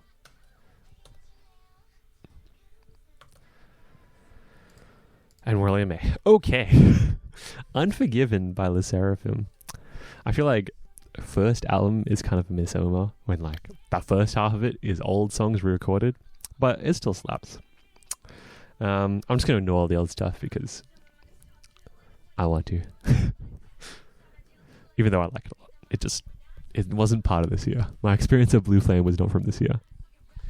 But yeah, Burn the Bridge is my favorite of like the intro concepts they've done. I feel like I don't know, the narration is just silly enough for me to not take seriously and enjoy. But yeah, like the acoustic guitar on this, like the way the percussion just simmers into like that D&B feel, and like the build is oofed. And the big guitar, like electric guitar strums are the vocalizing. I like it, ironically. As for Unforgiven, I mean, yeah, all the good, bad, ugly samples got me grinning. I really like the way they mix Kazuha. Like, it makes her sound like much more of a stronger vocalist than she actually is. And like, just the way, like, their aggressive tones, like, just the band in general, like, the artist in general, is like, it scratches a good itch in my brain. I really like the pre-chorus, like, the way, like, they use, like, the guitar knocking as, like, the percussion. I love the vocal tones in like Unforgiven, I'm a villain. Like it just stretches. I like the one shaker that happens in the chorus, like that. Shh. And yeah, shout outs to Yunja's voice. It's really textured on this. Especially like, I don't care, just shout it out. And then we go into No Return, which is just like a classic total mood switch. I like the little organ layer in the pre-chorus, like the intro sample as well. Before the horns come in, it feels like really groovy. And then like the bass really breathes. But then like with the horns, it like takes on this really different feel. I think I like it. It's a nice feel, like this youthful excitement. I really like the high note on like, I am not low key. And the horn little solo section. It's fun. Eve, Psyche and the Bluebeard's Wife. Definitely one of my favorite songs of this year. Just like, even the title is just like so on brand and like so interesting, and like mythology and like women empowerment. Oh man, it's so like such a cool way to pitch that. Like even like just from the get-go, like the vocal chop with the get outs, like the into I'm a mess with like the little exclamations, and then when the verse starts, the bass and kick just comes storming in, all these little vocal like chops and bits like throughout the pre-chorus, and then boom boom boom. The fill just before that is fun as well, like the and then the get outs that are in the boom boom boom part, and like oomph, and like the harmony that's in like the second part of each of those lines. And then just like I don't know, there's so many like little parts of the song, like the push it I like it really, like the second time they go down a mess, it just like the major like harmonic language just like explodes into you, and then you come back to like that super 151 ultra like deep in the minor source. I like it grew on me, like the ringing sound in the bass that's really high. I like the delicacy of the tone that sort of is in that bridge before it goes back to like, yeah, and then like the way that we fall goes up as the song, like the rest of the instruments plummet down. Oh man. And then like go on, have fun. It's like so fun, like especially Chaewon's like rendition of it. I like all the remix of this song, like especially I like BB's part in that like multi feature remix, and I really like Rena's version as well, but I think I like the OG the best for sure. Fear Not is like the ultimate Taylor Swift tribute, like Fearless era for sure. Just like the acoustic guitar, the rock build, even like the way the lower harmonies are sort of like how like sorry, I'm just butchering all this stuff, but like just the guy on Taylor's old records like always had like the low harmony, and he was like always very distinct. I know, it's just like that sort of feel. Personally, I think on this song, like the chorus half should be swapped, but that's just me. And yeah, it's like lines like, in truth, she's not off your list, but you help her feel less. It's like Taylor, but also like, I mean, it's also very Yunjin, and it's also very funny, but very earnest, and like at the same time. Flash forward is like this road trip bop. You know, the call and response lines before the chorus are fun, and like the group ad libs in the chorus, like on everyone is like, hey, oh, and like the bridge, it's catchy, bit English at the start, but it's catchy. And then Fire in the Belly is fun as fuck. It's like there's a fill at every line. They're like Spanish for no reason, and like the oh hey, and then yeah, I don't know. I just love Yunjin's voice on it, and just in general, and just like yeah, good time. My World by aespa. aespa are just like the style tone switch queens. They're just versatile AF, and they prove it so hard on this record. Like Welcome to My World starts with like the cricket perk loop, which I'm such a sucker for, and like the guitar tone in this is just so like brazen. And having Narvis is funny. I really like Ning's voice just in general, but also on this song it's just so clear. And like the way this song builds, but like it's secretly holding onto the orchestra the entire time is really fun. And like the mixing of the orchestra once it comes in with the other instruments is really cool. And like I really like the string drop for the last chorus. It's like the AI voice line, it almost works. But the arrangement besides it is just so majestic. And then after that, we just get dropped straight to these programmed drums and this ugly ass synth in a good way. It's spicy. It's just like so unapologetic. It's fun. I love the attitude in this track, like the vocal fry. And this is like, some people hate vocal fry, but vocal fry to me is like potato fries. But yeah, the first line of this chorus, when it swerves into that non-diatonic space, I fucking grinned the first time I heard it. And like the blaring keys in the second half of the chorus of like Giselle's, because I'm a 10 out of 10, honestly. And then once again, like the Ning winter, like interleaving lines is cool. I really like the ad libs in this song. Like the one that comes to mind is like that line. And then like the one of a kind, that's not an ad lib, it's part of the song, but like the way the drums follow like the one of a kind, it's cool. And then like at the end, just the ridiculous ad libs. That's like a aespa classic of just like, yeah, winter and ending, just going for it as hard as they possibly can. And yeah, that just end section is just like pop bliss. Salty and Sweet, its main calling card is like there's the synths that just bend and like the harsh whisper vocals, and they just both kind of twist me in the right way. I love the pre-chorus melody, and then like just that you're done. And like the little twist on like salty and sweet. The rap lines like in the second verse are cool. And in the chorus as well, Ning's laugh is funny. There's trading lines in this one again, and like the post-bridge halftime. Love that shit. And yeah, like I don't know, they do their last choruses so well. Just yeah, as for mentioned, just like the ad-libs pop off. There's just a right amount of difference, but also like what is coming, so it's just satisfying and surprising at the same time. Thirsty is Ariana decoded to the max, man. And their voices are so nice on it. I'm a sucker for this type of beat, like just the arpeggios and like the trap drums. There's so many embarrassing, well, not embarrassing, not for them, for me to like say, like not to like, but to say, just like so tell me what you want to do, boy, and like boom boom trigger and like ding dong and like but like the chorus is heavenly. The like chopped synth in the bridge, and like the high note just for the "Don't you, baby." It's fun. And like Karina's ad libs, they're pretty good. And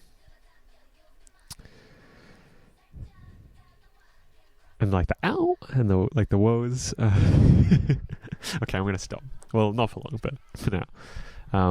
I really like how unhappy. I really like I'm unhappy, but like I really like the first of all like the Narvis reference at the very start, and then it gives way to like these metallic ass keys and like this fuck ton of space, and like just like the strangeness of the pre-chorus, like the synths are just so uncanny in there, and then like the 808, the just like into the chorus is like fun. I really like the hell yeahs in the chorus, like the blaring horn hit, and like this trapped feeling, and like even like the lyricism of just like saying hell yeah, but it's like hell, I'm in hell yeah. It's cool. I really like Giselle's rap. I said yap because she does that yeah. And then like when the high synth line comes in towards the end, it tickles my brain in a good way. I really like the build in the second half of the bridge, like Winter's high note into like the chorus, like when the chorus comes back in, it does like the reverse for a bit, and the high synth blares back in. Oh, it's perfect. And then Till We Meet Again, it's a sweet little ender, and like the string parts are just really solid. Village of Perception, Billy. I mean, this was my first time listening to Billy, so I also listened to the other EPs as well. To briefly touch on the other ones, I love how like the title tracks are just like these hyper compressed hyper insanities, just like Ring X Ring with like the random Christmas reference, and just like it's just lost in its own source. I also like flipping a coin. The Sign. Brave is just like K-pop classic, just like flex on a genre. Sun Palace is really addictive. MacGuffins goes hard. And like they have so many like literary references. Like they go for my head, but like when I was reading about them, I'm just like, huh, that's highbrow. Anyway, chapter 3. The first few seconds of a Chan Night let you know like the direction of the CP. It's funky as fuck. Like the bouncing synth, the voice box, the bass tone in this song, the string stabs. I really like Moonsfire's rapper, especially like in the second chorus. I love the halftime in the last chorus. Then we get to Lionheart, which is like this Latin, could be Afropop, but I think it's Latin club-esque ride of a song. I like the guitar lick up into the chorus, and the halftime in the second half of the chorus. I like the lead into the verse too as well. But yeah, Yanoya is everything I like about K-pop, I think. Just holy man. Starting off with like the group vocals and like the distant disco, and, like, can you hear me?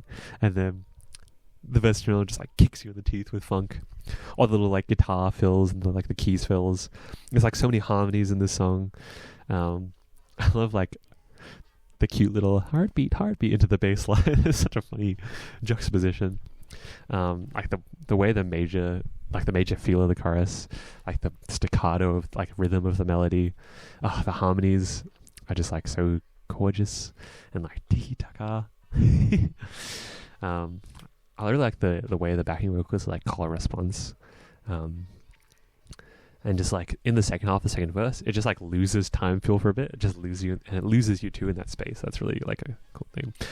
Like just before, I like how like the okays come from each of the like different members as they go higher and higher in like the stratosphere, and like just the last chords of the chorus. Oh, there's so many little bits. Like overall, the feel of the song is just like it just takes you on like this journey of like the genre of like their vocals, all like the tricks, you know. The bridge is just like harmonically so interesting, and then straight into a rap section, which is like, you know, wasn't expecting it. Somehow I like it, and then the chords in that breakdown are so wild, man. And like Haram's voice is mad. I like the dance breaky thing, like with the cowbell, and like as the chorus comes back in, I like the delayed entry of the instruments. And then like there's a really cool effect where they have like this vocal sample, but it gets chopped up like it's like through a guitar. It's just a good song, man. Various and Precious is like this glimmering funky sound. I like the arpeggiated synth, like the bass keys working, and like the chorus is just like good chaos, like where the bass jumps up and down, the chords weaving throughout it. Billy feels so special. I like the line before the bridge, the solo at the end, and then just when you thought it could get funkier in the CP, Extraordinary is here with like the bass key slide, the syncopated keys, the step ups, the steps. Yes, it's that one. The bridge is like straight up SM worthy, and the vocal fry at the start of verse 2. I'm jumping around. You can tell what I like, and I liked this song. I like the CP. Nevertheless, it starts slow, but it's for a good reason. A little bass slide before the chorus, and then the chorus is like where the funk comes in. It drives, man, and then like the melody bounces around and it starts like settling into the sky, and then just like the last chorus is just straight up vocal flexing. Boom.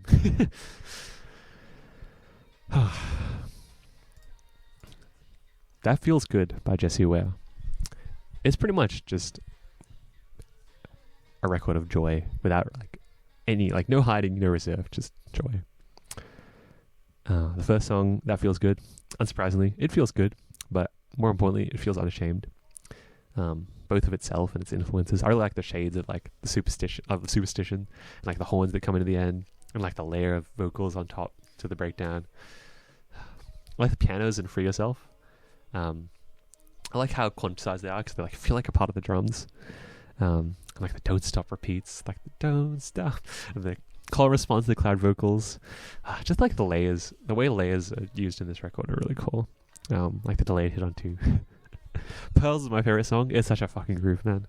Like the bass, the keys, the drums, it's just all locked the fuck in. Just like the lyrics are such a treat. Even like the intro spoken lines. I don't know about you, but I think it's and like the way that reprises throughout the song. The way she pushes her voice in this, like just to the ceiling and then destroy the ceiling, and like the breaks post chorus. I like the drums and the perk of like the chill instruments in Hella Love. Her voice, gets really tender on that. Got Me in that song kind of sounds like the Black Eyed Peas, Where Is the Love? Beginning End is like big drama disco. Beautiful People is really fun, like the cowbells, like the woos. Freak Me Now is house as fuck, like the filtered keys, that blaster string hits. The Hollands Play Out the Memories, my favorite, like just reminiscing. Like shake it. Lightning is a switch up because it's like very much modern compared to the rest of it, but it's fun. And These Lips takes us back to the funk. Feel like driving through the credits, or like the descending horn line in that one. Whew. Love Part 2, Cold. I didn't enjoy it as much as Part 1. It feels a bit less cohesive, but there's some good ass stuff on it still. I like how Island just goes full jazz straight away. I really like the string outro. That's just gorgeous. Don't Ever Say Love just adds like a little more edge to it. It adds RM as well. It just rocks up. The strings on the second half of the song, damn, they're tight. I'm Still Here takes like a chill step back. Heartbreak Club has that vocoder thing. They're like, yeah. And then like After Everything is like very much like a Part 1 kind of vibe. That pause before the last chorus, the little sign back in when Dawn comes in again. Or like the beat of trumpet on Settle.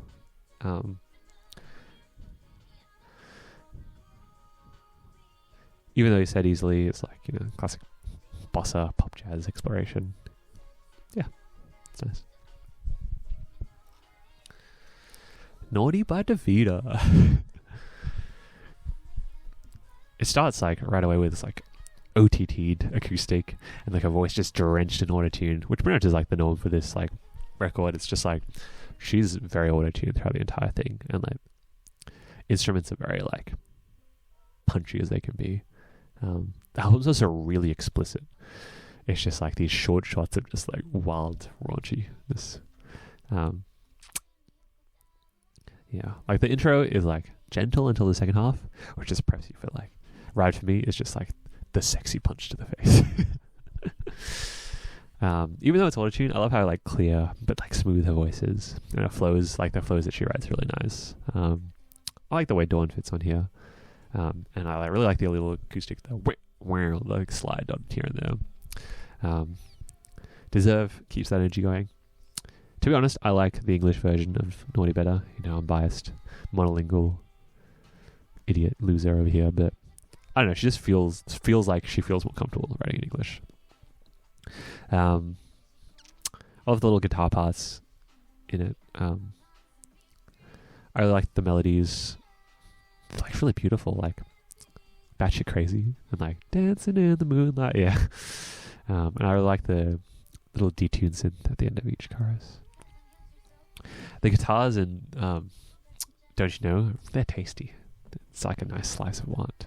I like the line like, I also space, you give me pleasure, and makeup. Tell nobody, you know, it's 6/8. And like Gray makes his vocal appearance. It's a jam. I really like all the elements of it, like the pretty piano, the strings, the harmonies. Yeah. Want to Take This Downtown by Nicki. Loki and Yours, I feel like they're pretty similar. They're like these like chill heartbreaks of like wanting to be wanted, but like with these sharp ass hooks.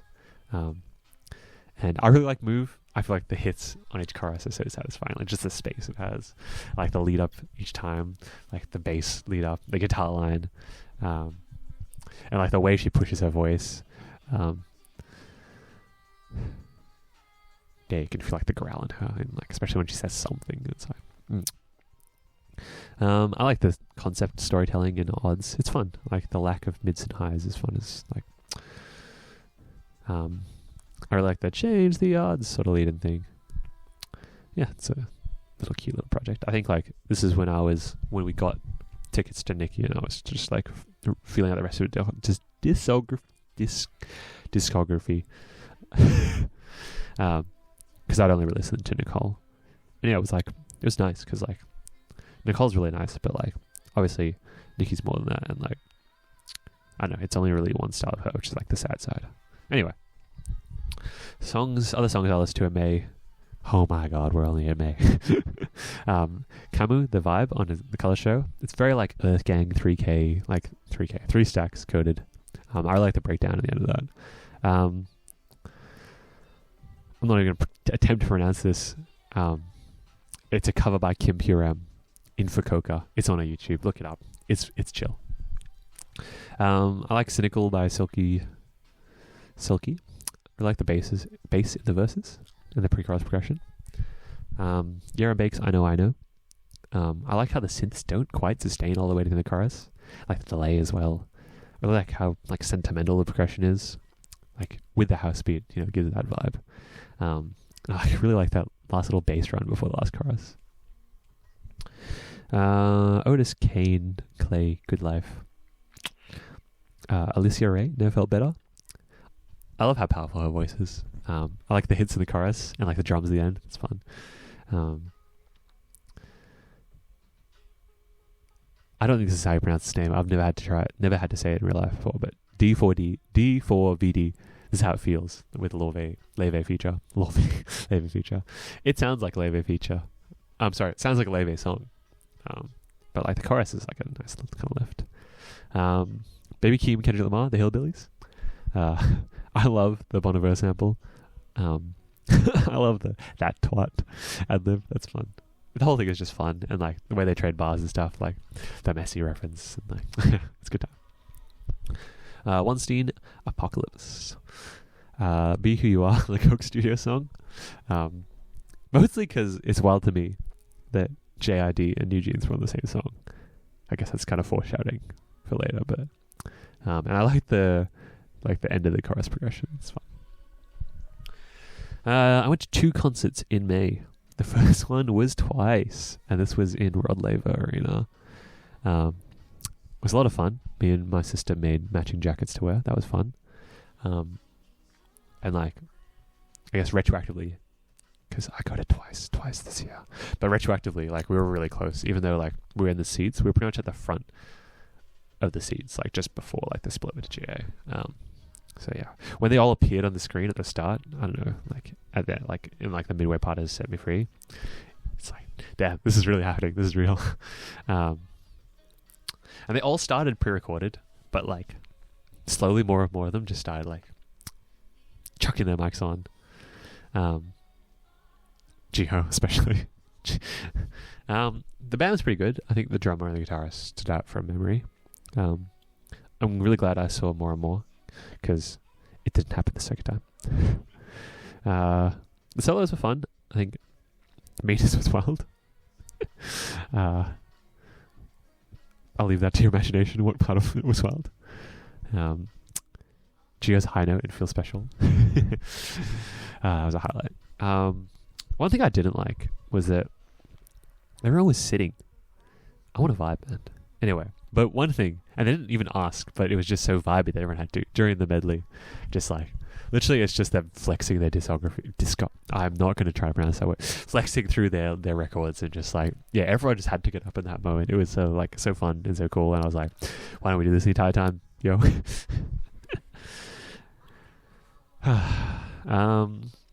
Highlights, I guess. Other highlights, like the translator was slightly confused. I think there were a couple off translations that were just like had everyone confused, twice confused. We were confused. It was fun. Screaming JYP every time it came up, particularly alcohol free. There was one fellow guy that was like a couple seats away from us. Great singer, but also like at every possible moment he was just like, "I love you." And then like there's this really cute moment during like the part where like they just put the camera on the crowd for dances. Like this girl was dancing, and then like the very end she kissed her boyfriend. Just like crowd went wild. That was funny. Songs that went hard alive that I didn't expect. Crazy Stupid Love. I don't like that song that much, but it went hard. Talk That Talk went hard. I like that song, but it went harder. And then Go Hard went hard, man. It just clicked. One of those times where it just clicked. The encore, it was so close to Moonlight. I was screaming for it to happen, but it didn't happen. Very sad. But TT was nice. Yeah, it's just a good time. I felt like at the end, I was just like overstimulated with happiness. Like I was buzzing a bit. It's a good time. The other concert I went to was the MSO Hans Zimmer concert, which a friend invited me to. Like the seats that we were at, they were very high up, so pretty much we were only really getting speaker, which is fine. But like you look at the band and they're playing something totally different from what you're hearing. So yeah, that makes sense. Like the banter between the hosts and like the explanations, like just like the slowdowns and like the remixes, samples, like in Batman, Pirates of the Caribbean. And I love You Greater Sense, so like that cello performance was a highlight for sure. It got me feeling some kind of way. Okay. June. June, and what time is it? June 97. Oh. Moonchild by Nicki. It's a bop. It's serious. It's sad. It's hopeful. It's pretty much, I think, like, this album is like the perfect encapsulation of Nicki. Wide Open has like the super dramatic landscape setting, just like sparse of life. The strings are like set like this beauty and this tension in equal regard. We get to Switchblade. I love like the mechanical sounds at the start of like the loop. I really like the brass synth throughout it all, like the reverberating drums, and then just like Nicki's beautiful, unearthly voice over all of it. The lyricism in the song is really cool. The bass entry. I like the vocal chopping before the second verse, and like the pace of the second verse and the harmonies in it. Yes, sir. I like the little repeating oobs in the chorus, and then like the breath of air that you get when everything strips away except the pads in her voice is like, it's a moment. Nightcrawlers is like this unsettled AF mood, like the near like circus like melody, like the jittery hi-hats, the melody never quite like hitting like the right, well not the right, but the spots you expect it to, like the 808s dominating the space. And I really like the switch up and like the drum entry, the reverse effect. And then like the switch up also like makes all this harmonic choice coalesce into this decidedly minor feel, which is really cool. Celine's really funky, but like gently so at first. It like holds some of that non-diatonic feel from Nightcrawlers before it like gets into the funk. The guitar in this song is choice, as is the harp. I like the little break in the second verse and like the breath in the entry. I like the horn entry. It's like this fun little syncopated moment. And like I like the additions of the second guitar and the second pre-chorus. And the other one in the chorus is sort of stacking those like rhythms over each other. And then the flute and sax, magical combination. Tired is like kind of like wide open, creates like this space and like really a melancholic piano movement, and it like morphs to this ticking time bomb. And then like the synths and the drums are just like gunshots across the battlefield, and then they explode into this like delicate little warped meandering. It's like not quite settled synths and piano, the vocal clips just like random, and then the pandemonium. I love that song. Probably one of my favorite uses of kalimba ever, and it really just reminds me of walking through Tokyo alone. It's just like this resigned sadness, this underwater feel of all the instrumentation.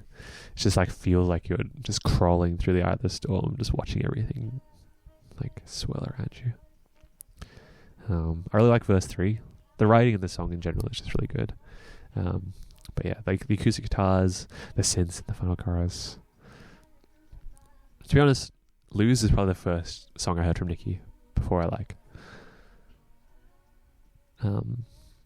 actually knew who she was, like person-wise. Before I like listened to albums. And like all the time I could spend explaining why it's so sad. It's probably just better to feel it. I like the chorus of voices in Plot Twist, the hits in that pre-chorus. It's just like that warmth that starts to break out after night. The strings, and if there's nothing left, like just the laboured delivery of those words. Like every word means like the world. I really like the vocoder that just like pops into random phrases, the pauses, the swells, and then drive on. It's just like old school vibes. Does feel like a drive home. I really like the choir movement on like the beast just get it. And then like the string descent into the bridge, and like just all the BBs in general are just so folky and that's fun. Speaking of like memories of Japan, Romantic Piano by Gio Margaret takes me to every serene memory of my Japan trip. And like just the album feels like this collection of treasured reflections without worrying about like how important they are, how meaningful they are, how deep they are, how like short or long the memories were. Hinoki Wood is like, it feels like you're easing your way into like this warm bath, these uncomplicated piano lines, like the warm pads, like I guess like a harmo chord or something, like the drone that just goes. Ways of Seeing is like visceral in that same sense, just like the crunch of the ground, the shimmering synth, the piano lines just sort of tracing their way through the piece. I really like how it like dips in and out of diatonic language. It's like not quite foreign, but like not entirely unknown. But yeah, just reminded me of my trip. The star of the show, Cicadas, is the cicadas. It just feels like a presence you can't ignore, but it's like comforting in that sense. I just love the way the piano is mixed. It just feels so intimate. And just the compositional movement is very intentional. When it lingers, it really does linger. When it drives, it drives. Juno is very unafraid in that sense. Like the pieces stop and start as they please. They build and then fall away.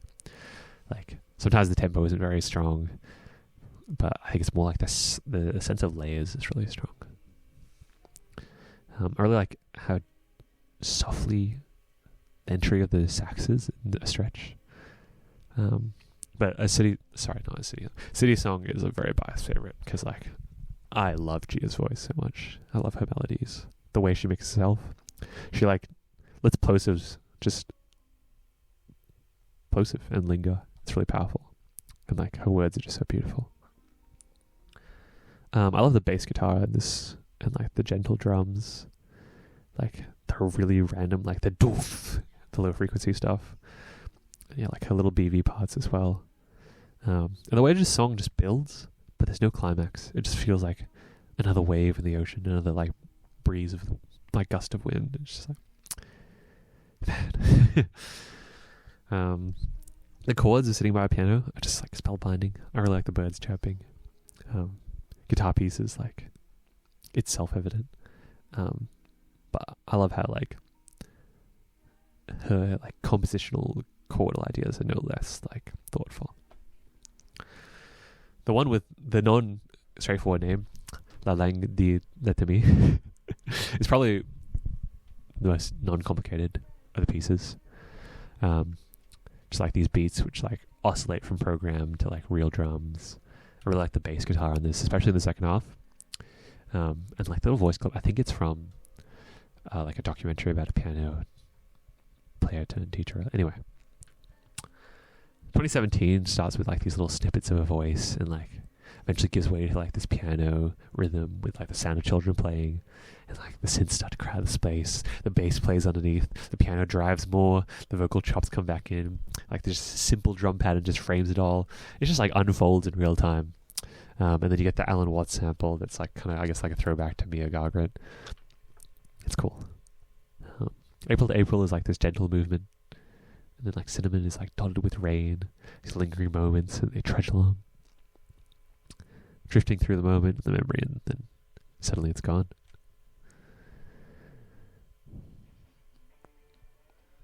.1 flaws and all, wave to earth. I think it's chill vibes overall, with like these random flashes of like ascendancy, and like there's really sharp hook writing in this as well. I really like their use of like, like non-diatonic sounds, like all the minor fours and minor fours, minor fours and minor fives. But yeah, that kicks you straight into it. What a great hook. I like how the acoustic just sort of peeks out of the mix. I like how the rhythm is just like warm but rough. Like the lead up into the sky. It just drops you into this immaculate chill of a verse. I really like how like his transition head voice is just so smooth. And I really like the instrumental post verse too, and then like the lead into the last chorus. It's just like a life-giving like joy moment. Sunny Days kicks back even further. The harmony is so distinct, and like the solo perfectly fits like the vibe energy. And I really like the guitar tones throughout the record. They're just so pretty. Peach Eyes like seamlessly just throws like these synths into the mix. I love the hook on this one. The bridge is cool. Evening Glow is in like the same sort of lane. I like the imperfections voice as well. It's like, it feels very earnest. Pink Horizon is very Tomish coded, I'll say. Pink Star is like vibes dotting through, and like these swaths of ooze in the chorus. The modulation at the end is really fun, especially with like all the saxes. Carla has like these felted keys and like these mewling guitar slides. I love the bass work on this song, and the song before, like Pink Star as well. And of course, the key changes, they feel a bit kish, but like, in an earnest way, like an honest sort of. I love the guitar line in Love, especially when the harmony kicks in. I really like, throughout the album, just like the way elements continue to stack.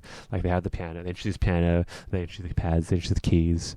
Like the harmonic language is fun. The pace is very like unhurried, and like his voice is exactly where it wants to be, even if like where it is like not perfect. Homesick is like this piano-led, lumbering, whining pace of a song. The vocals are at like the most desperate and most FXy here. Like the reverb just stretches on and on. His voice kind of like just scratches the ceiling. And like the instrumental sections, they're really quite exquisite, and like the chords just do the talking so vividly. Dried Flower takes it back. The sax back at it again effortlessly. The double on the sax is really cool. It like feels very King Cruel-esque in a way. And Sunburn even more like that. So the tempo change. The drumming is MVP, and like the instrumental sections are really cool in that song as well. Akira is like, it kind of caught me off guard in a good way. It's like, am I really listening to the same band? It's fun. But like, I guess like all the drum and bass tricks, the feel from the other tracks, it's there as well. And I always love Rhodes, regardless of where you put it. Novelle Vague is like vibe. Instrumentation has a bit of edge to it. And like the little unison line with the sax guitar just for the chorus. I like the drum feel in the second verse. That's fun. And the switch up before the end is just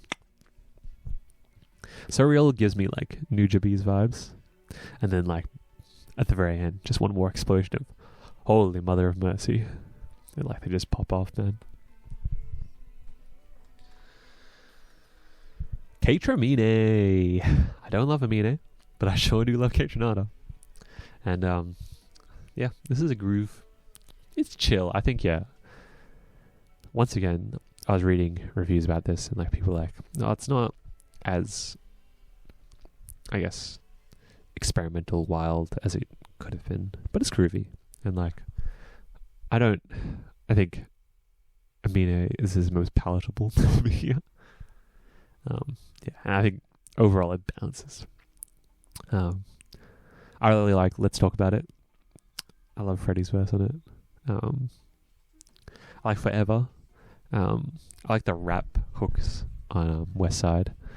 And I love the random Snoop appearance. The samples that appear. Like the second half of K&A. Yeah, that's a good one. Clear 2, Soft Life EP by Summer Walker. The first song is a treat. I love like the gentle entry, like the piano, like the violin, the vocals. Cole features, always, forever, will always hit. I really just feel like he's such an appreciator of beauty. Then Hard Life hits you with that nasty. It gives like that Erykah Badu kind of vibes. The harmony is like raw, but like in a sushi kind of way. Like elegant raw. How does it feel? Slowly comes together and drifts apart. I really like the live feel of Mind Your Mouth.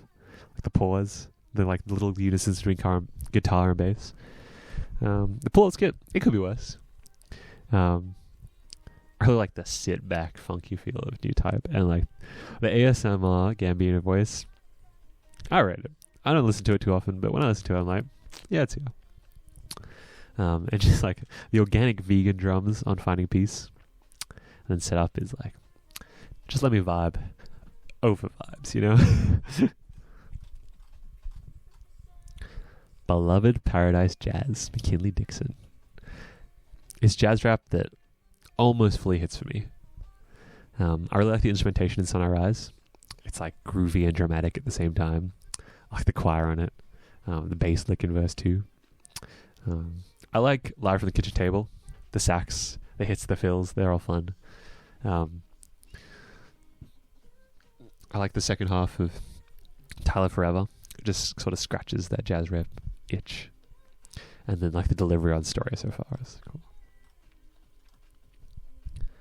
King Cruel, Space Heavy. This is, I feel like, King Cruel at their softest. Like C4th is like a sea of sound, to be cliche, to get lost in. Like This Faith Is All I Have, like ways. Tortoise of Independency is as delicately interesting as it sounds. Empty Stomach Space Cadet burns with like this hidden core that like just shows up at the end. I really liked Ravina's appearance in Seagull. I never thought they would like be on the same track together, but it's cool.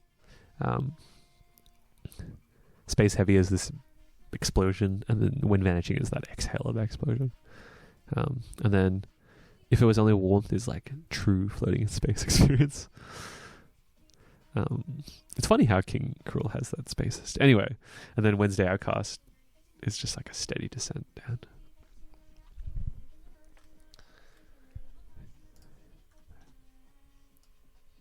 Noah Forever.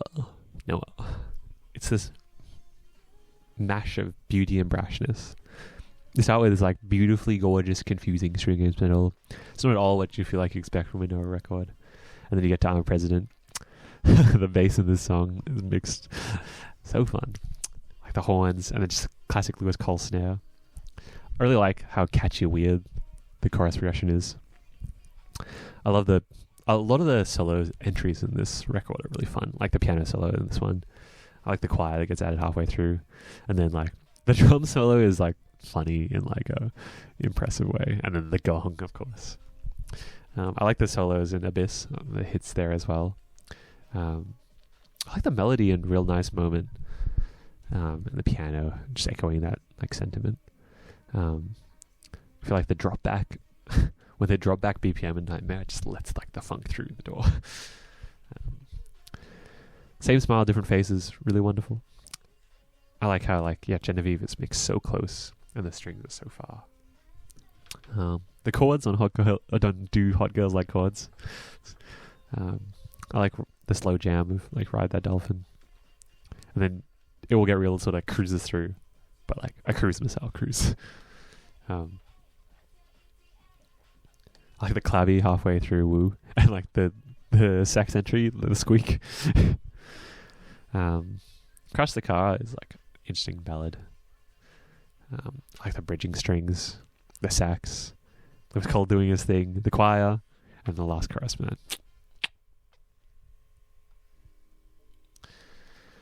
Okay, songs from June. Rimon, Denzel Curry, Got My Back. It's a Denzel feature. And her entry after it is real nice. I like the combination of like the trap jump synth electric with the sax, and just like her voice over the top of that. Human Nature, Saba No ID. Damn. And it's just like a little taste. It's nice. I like You, Nikki. You know, this is just more of my first impression of Nikki, just unraveling in a good way. And just like 1, 2, 3, 4, 5. Fuck it. Spaceball by Nama Daruma. I tried. I heard this in a vintage store in Kyoto. I was like, is that a Stella Dolly sample? It is. Mita Through the Night, featuring the Free Nationals. She's crazy, they're crazy. But like, they're such a service to the vibe. They're not trying to prove. They don't have to prove anything. So it's just like, they just do exactly what they need to do. It's cool. Beach Park Wishing Wells. One of my favorite drummers on YouTube made this track. It feels very comfortable and familiar, but it has its like little turns, and like the production is like sharp, but not like stilted. Soyeon's Gave You All My Love on stage performance, feat Jibbin of Y2K92. It's like this funky little thing that like spirals into this noise wall with some crazy drumming behind it. I really like the solo at the end as well. This Is the Day by Johan Kim. He's a freak. He's talented. He's a freak. Zero JID remix. I really like how they changed up the instrumental. The chorus feels like way fuller. It's very funny how he just randomly ad-libs. Like, but like surprisingly, like I really like the all around the world vibe. And like his verse is clever. It's typical JID. I like how he mixes in the lyrics as well of the actual song. The Lord Will Make a Way, Wolfman X Antoine Stanley. I went to 4 concerts in June. 2 of them were at Blue Note Tokyo. The first one was a Joey Alexander concert, who when I was a child, he was a child. That's crazy. Yeah, I like the vibes of Blue Note Tokyo. I feel like jazz clubs are very different. Very respectful. But not like in a way that like quiet. Like when they cheer, like when they clap at the end of songs. It was loud. It was funny. There were no photos allowed, so your boy might have had to try to get a little creative with that. But yeah, Joey Alexander, he was really good. The interplay was really good. I think it's one of those things where it's like too smart for me to fully appreciate. And also to note that it's really funny how not funny, it's cool. Japanese people clap like in unison for encores.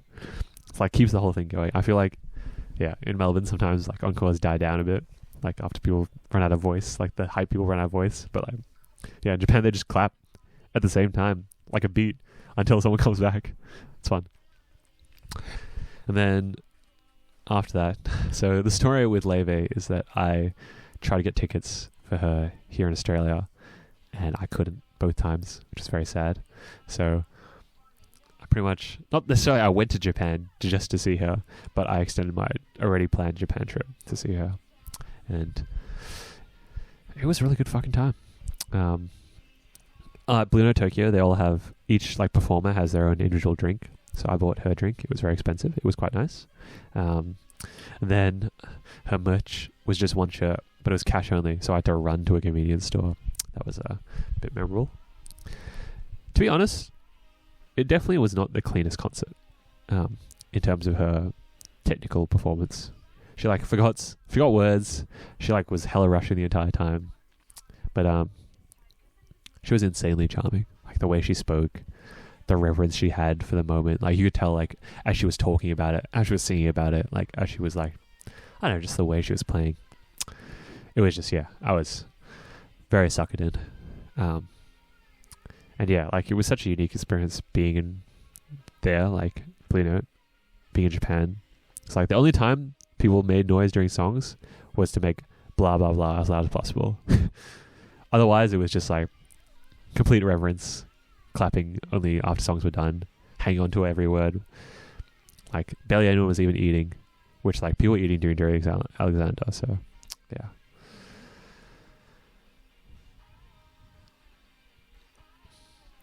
I am glad that I listened to like her older songs, like Magnolia and stuff like that, because she went through most of that EP to like Typical of Me. Peak moment, or one of the peak moments, okay, because there were probably like 2 or 3, but like one of them was like playing Misty and the transition to like the movies back into Misty. Yeah, it got me good. It really did get me good. I really love all the standards she played. Like she played Nearness of You. She played I Fall in Love Too Easily. She played half of Polka Dots and Movies. Those were the ones that I knew really well. She played Two Sleepy People, which I'd never heard before, but I guess it's not really a standard. I couldn't really find anyone else playing it, but it was fun. Yeah, and then she played Bewitched, like unreleased, and like she was like talking about it, and then just before she started, she's just like, here's a love song. Boom. And just like, that was just the cue for the waterfall to begin, and just like the most beautiful song that I'd never heard before just hit me straight in the heart. Dang. Anyway, so because she played so fast, she rushed through so many things. She actually played her encore for the first show during the set. So when she came back, she was like, don't know what to do. That's why she played Polka Dots and Movies. And I said half because like she didn't really remember it. She kind of gave up halfway. But then she played Questions for the Universe, which is like crazy because like, yeah, that's not a song I'd expect, but she played it, and there was a moment. Okay, I'll tell this moment. It's not a moment. But there's this moment where she just like forgot the words, and like she was making up stuff, and she just like fall for every stranger in sight. She just said it off the cuff, and just like, damn, it's like you improvising. It's like, yeah, I don't know. I don't even know what to say. Just you can tell like it got me good. Yeah, and another moment was where she was like looking around. She was like, and she like forgot the words halfway, and she's like, "Oh, I just got distracted by all of your faces." Just like it was so pure that I believe it. Yeah, and like that was like my last night in Japan, my last night in Tokyo, and like afterwards I was just walking through the streets. It's just felt very healed. Anyway, when I came back, I think about a week later, I went to Blackpink, and at least I went to the night where Jenny didn't dip halfway through. The crowd was even deader than twice. There were a lot of young people. When I say young people, me and my sister, we sat next to a mum and her teenage girl. I played a lot of my favorite B-sides, like Pretty Savage, Crazy Over You, Type of Girl. It's good stuff. And like I would say like the energy was pretty good when we were there. I think just the crowd wasn't there. Crowd's energy wasn't there. Their band is so cool and like tight, but I knew that already. Like, and like all the extra little bits they added, like the little minor lines and like the excessive drum fills. It's fun. I feel like they picked all the wrongs they picked all the wrongs, but like personal preference wise, all the solo songs were just like play Money over Lisa, playing a little bit of Gone, teasing with Gone, and then playing On the Ground, and then like no solo for Jenny. Anyway, at least Kill This Love went really, really hard, which is like what I wanted so desperately, and I got it. I guess a side tangent. like You and Me, like the Jenny song. It's pretty good. Cool. And then the last concert I went to in June was Yaron Bake. It's interesting. No photos during the main set. So it had like a pretty homely vibe. The band was pretty alright. And it was really interesting because like it was in Melbourne, but there was like so much Korean interaction. Like it had full-on Korean interactions, and the rest of us just like, yeah, it's funny. But yeah, it was still fun. Like the vibe was fun. She played a lot of songs from Love Yaron, like the cover stuff. It was chill. Probably the like high notes was like the high note on I'm Not Your Ocean Anymore, and like Loveless, and like Popo was so good. And then for the encore, she played Square, and it went on last for a very good reason because it was just, oh, what a good song, Square. That was June.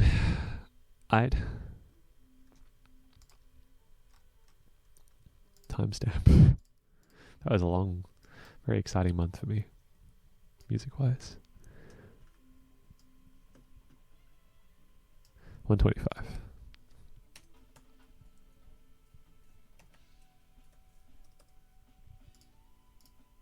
By the way, this doc is 50 pages long. July. Get Up by New Jeans. I feel like it's just all perfectly teasing bites of earworms. I think like so many people I know, they were just like Spotify Wrapped. Huh? How come my top is New Jeans? It's just because like it's so easy just to spam the fuck out of these songs without noticing. So they're such a vibe, but they're so short, make you want more. So you play it again. It's just, yeah, I don't know. They got that that MSG of music going on in their stuff.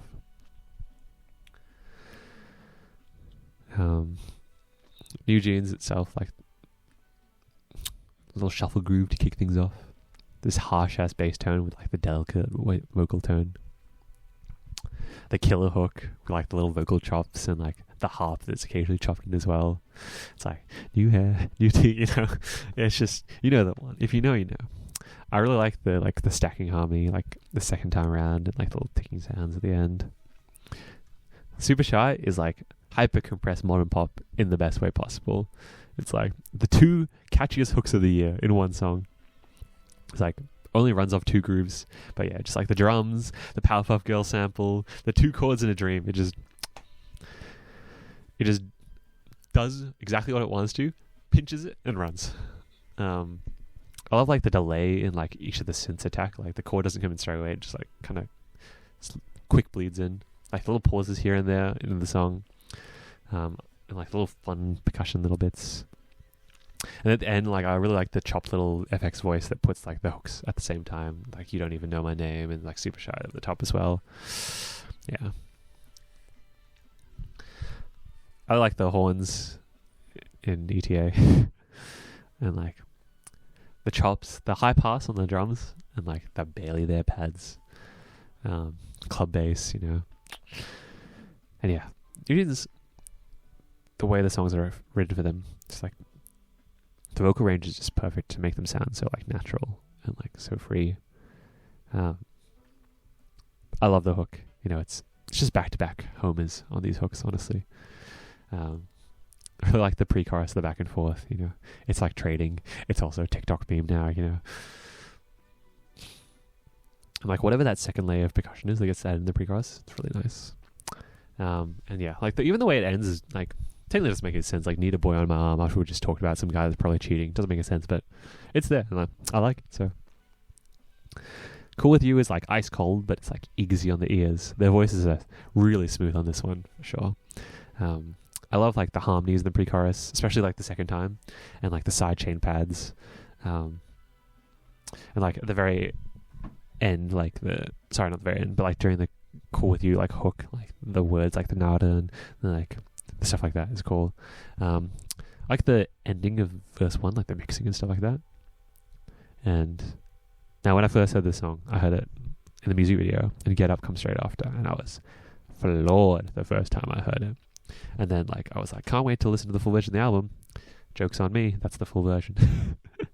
But yeah, even just tricks like starting on the minor 5 just like throws you for a loop, disorients you, and the kick just kicks you straight in the soul. And like the harmonies are so good, the delicacy of the phrasing, the vibes. Anyway, ETA. I'm a sucker for tweaking sounds. I really like the random hey interjections. I like the just before the starting line, like the vocal chop. I really like Honey's voice on this. It's Honey. The actual like TikTok by like the voice line, I wish I could hate it, but I like it. Shame on me.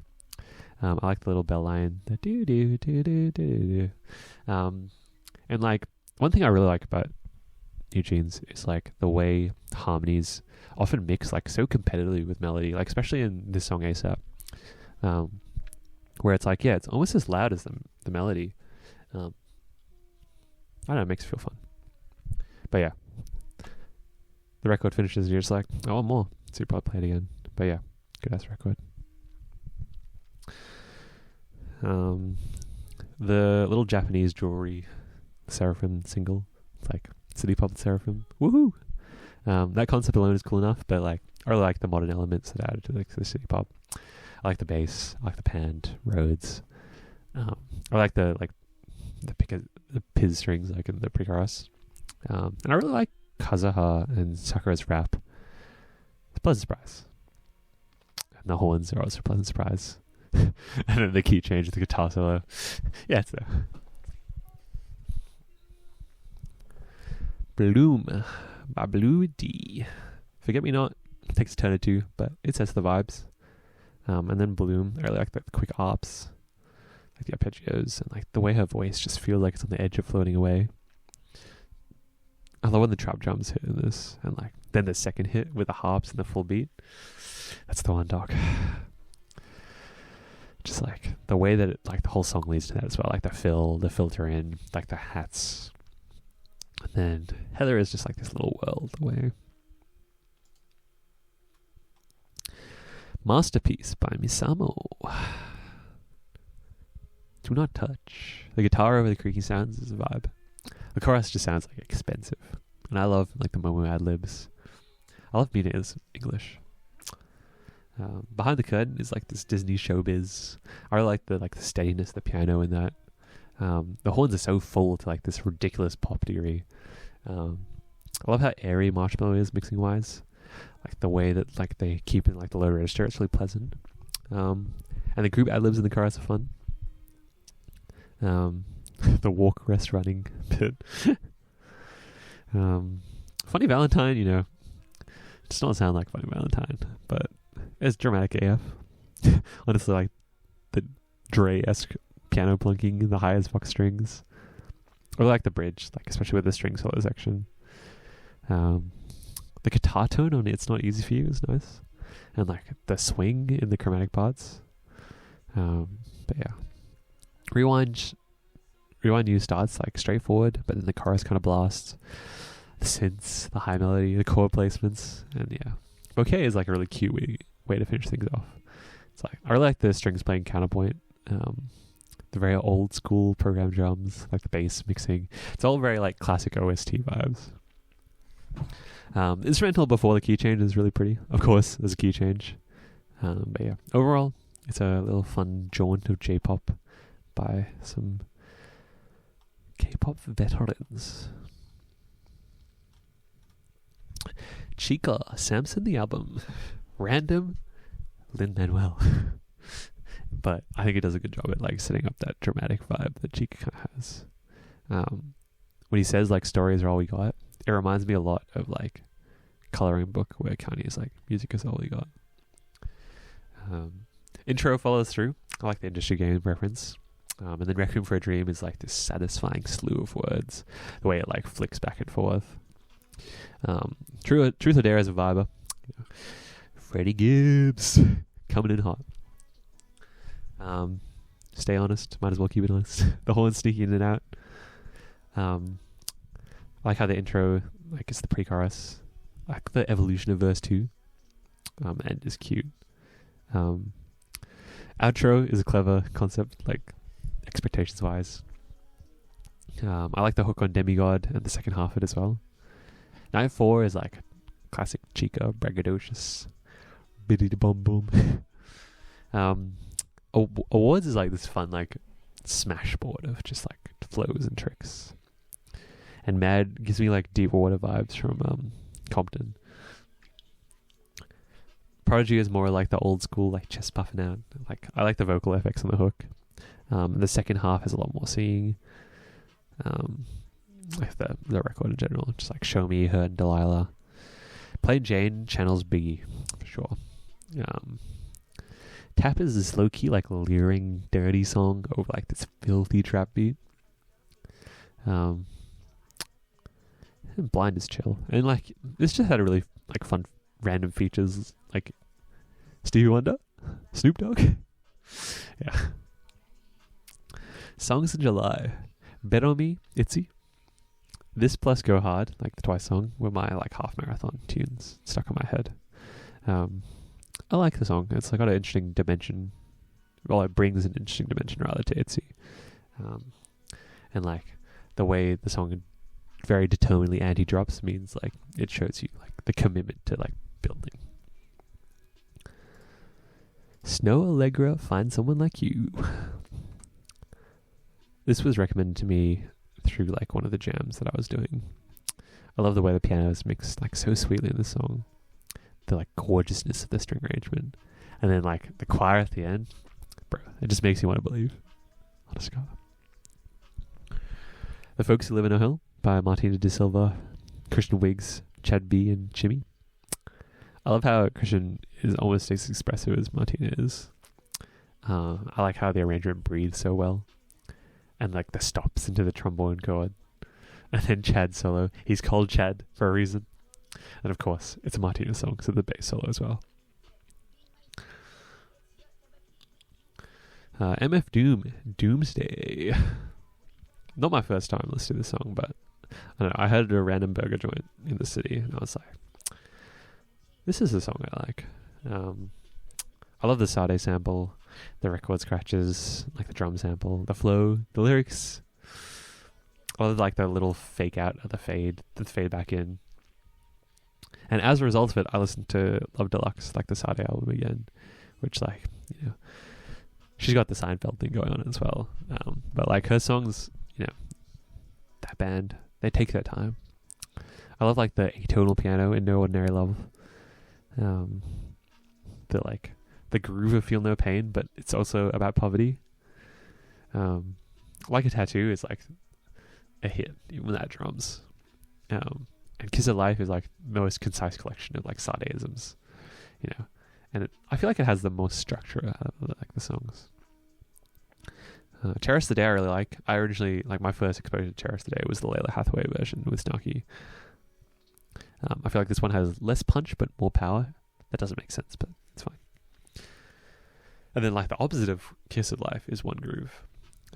Pearls is beautiful, and then Mermaid is this like nice little ending. Pink Panther S, Destroy Lonely, Turn Your Phone Off. I'm just a sucker for these type of like garage beats, man. I used to hate them in high school, but I love them now. And the feature works really well, I feel like. And the ending is interesting, like the breathing stuff, but like, and then like the little trap tease at the end is like interesting as well. Well by Jacob Collier. It's a fun little foray. It still has like all his isms about it, but yeah, it's fun. Biba Doobie, The Way Things Go. Summer Soul's remix of Seven by Jungkook. To be honest, I really like Seven as well. But yeah, speaking of being a sucker for garage beats. Blood on My Nikes by Denzel Curry. I really like the line, like J.I.D. said he was demon, so tonight we're playing God. That's a good shit. Marie's cover of Mystery of Love by Sufjan Stevens. And Devoted by Hannah Grace.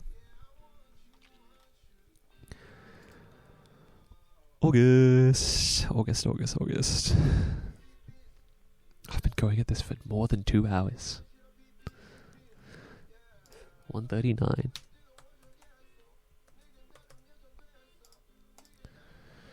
Grudges by Kiana Lede. The intro is vibe. I really like her interludes and intros. I like the bitter part. Like the warning, this shit is toxic as fuck. I really like the guitar and progression in Irresponsible. Her harmonies get stacked, and like the kick is so full. The ad-libs at the end, if you woo, you better have a good reason to, and she had a good reason to. She rides the beat on Promise Me, and I love the transition to Gone. It has like such a bounce to it. And like the difference in flows in this, like where Kian is like really chilled and then Bryson just like speeds on ahead. It's a fun little juxtaposition. Gemini Slander, I love, like, it's my type of modern R&B. The way the melody just glides down, the instrumental echo, the like very present drums versus like the very chill chordal instruments, and all the transitions of the album are so good. And to Let Me Know, the hook of this is killer. Her high register is so clean. I kind of wish it didn't have like the weird high ending, but whatever. Jealous is like a really nice marriage of like her and Ella's styles. Toxic Traits, Lmao. Focus is kind of halfway to old school. The way she sings Damage just hurts so good. Too Far, like a gentle regret. Deeper is like a power slow jam. I really like the key change in Grudges is just like boom with the choir voices. Deserve is like nothing but honesty. And like, to be honest, I hated the voicemail until I went to a concert and find out what it's about. But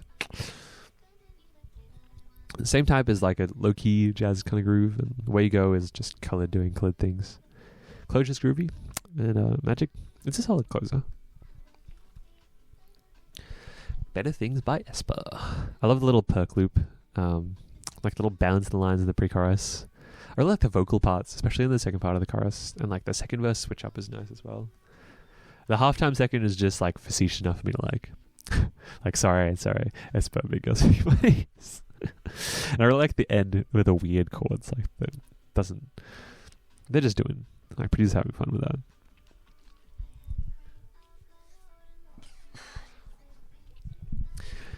Zone by Geo.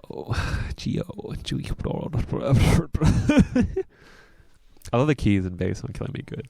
Just gives it that kind of bounce. And like the hook is fun. I like the echoes on Good. And like the way that it like delays entry in the post hook. Talking about it, that's solid pop. I love like the post hook stuff.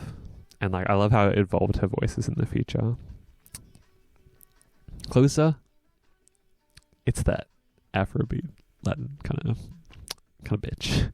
And like I really like the vocal tone on this track. I like the crowd vocals. I really, really, really like Wishing on You. Just like the way it starts with the phone call, that's the keys. And of course it's got like the cricket perk loop and like the pause. And the pre-chorus, it's bliss, man. It's R&B pop bliss. Her high register is just gorgeous. I like the kicks, the bloopy little sounds. And the bridge is like, you plus me means everything. It's good stuff. Don't Want to Go Back definitely sounds like a Haze kind of song. Oh god, that's definitely not the right way to pronounce that. It's just like smooth sadness though. And like the ad-libs at the end kind of go off. Room kind of feels like a continuation of that like sort of smooth sadness. It's like chill and bittersweet at the same time. The strings feel like very oddly like acoustic and real. And then Nightmare is like this little flex to end things off. Jesus is Born, Sunday Service Choir. Now, I heard this when it first came out. I really liked it, but I feel like I've never really given it its flowers that it deserves. It's probably my favorite gospel mixing of all time. I mean, probably my favorite gospel record of all time. Not that I listen to much gospel, but I really do like this record. Count Your Blessings just like straight punches you in the teeth with the vocals. It's like so full, it's so raw. When they do the ascending bits towards the end, and then like they do the fake out ending, and like the true stacking, and then Excellent. Oh, the harmonies are so good. I love the placement of the organ. In Revelations 19:1, the haze and that band coming in, and the second time the band comes in, it has so much anticipation. And I love how like hyped people get in the choir. It's so fun. Then you have like the iconic bass of like Rain. I mean, I guess like it's Portrait of Tracy, but it's Rain. I really like the arrangement. The little piano like pitter patter before the second chorus. The way the snare is like, it doesn't really come in until like the very last build. And then the final chords. Man, it's fresh. There's something so satisfying about the groove in Balm and Gilead. Like the high runs, the key changes. But yeah. Farther Stretch is like probably one of my favorite songs of all time. Like this arrangement. The intro is just like runs so naturally, and like the solo voice coming in for the first time in this record, he just gives it his all, like with the runs. And then when the synth bass slams in, you know it's fucking go time, man. And like the percussion is like snarky yes, and how well it fits the pocket. The chord progression, the crowd, the horns, the way that like the whole arrangement's so full, but there's so much space.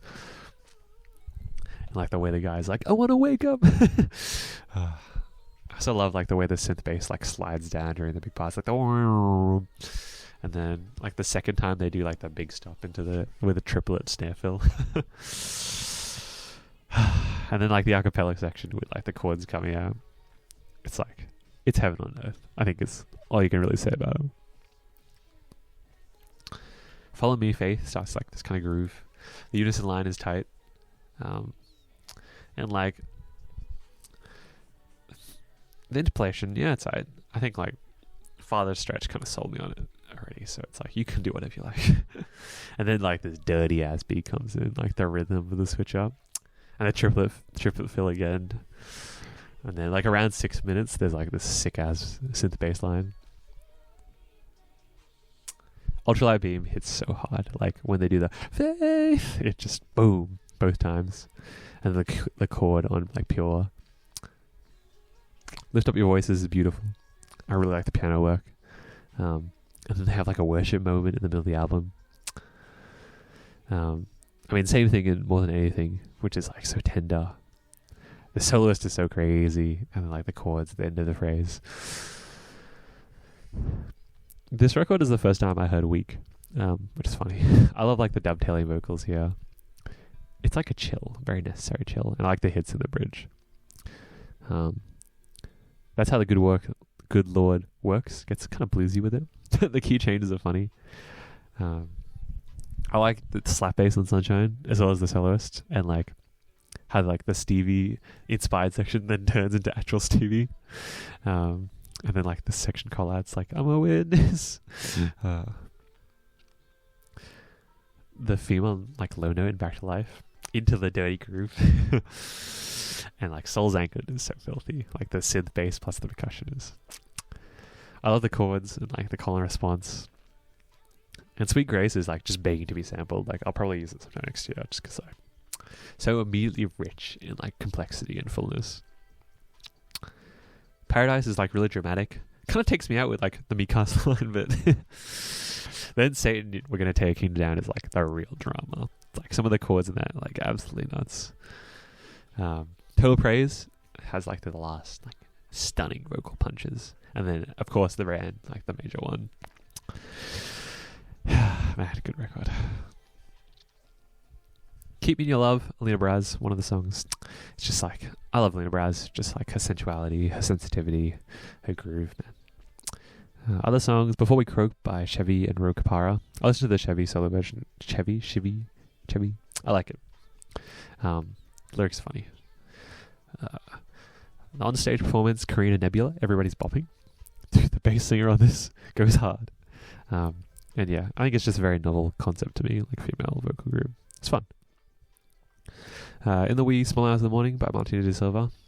It's just like, especially on this track, but I mean always, she just has such like a depth of feeling to her voice. Heaven from the Golden soundtrack. I heard this at my friend's wedding.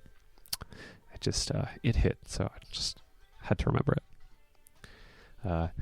Legendary by Cara Cara Benito, which is like a weirdly fitting collab for like the Pokemon Championships. But like it fits, like stylistically, musically, linguistically, I guess. Like, yeah, they've always had that kind of vibe. Okay. Moonlight Sonata, Third Movement by the 8-bit Big Band. What a compositional and musical flex. I love the counterpoint on the repeat motif. I love the rock section. And then when it starts swinging, it's like when it ascends. I also like the solo line from the alto. It's crazy. Bread by Ivan Ave is vibes. It might be the last meal. Dummy, Zach Fox. Mans gets the hottest beats. Tiffany Day, Should I Be Okay? It's like the old school Majestic Casual. And like, I love that. Fuck. Blessing in Disguise by Yunjin. I love the intro, like the strings are cool. And like, it feels so personally coded. Just like, yeah, like the strings, the boarding call, the funk pop. I love the second half of the first verse. And like, or like, just fuck it all and start again into like the city pop joy. It's like, it does feel like starting again. And like, when she hits the high notes in the last chorus, you can really hear the push. And it's just like, that's what I do like. Lost to the Summer by The Honest Guy. Autumn Leaves, the Jim and Dorothy's version. Kiss Your Face Forever by Orla Garland. I love like the franticness and like the sporadicness of it. And the pre-chorus is really fun, like the let's play a game of Emotion Monthly. And then I really like the way the high octave in the last chorus goes. The Beaches, What Doesn't Kill You Makes You Paranoid. I love the lyrics in this song. Like, I think I'm becoming some kind of validation between just the way it's strung out and like the chorus.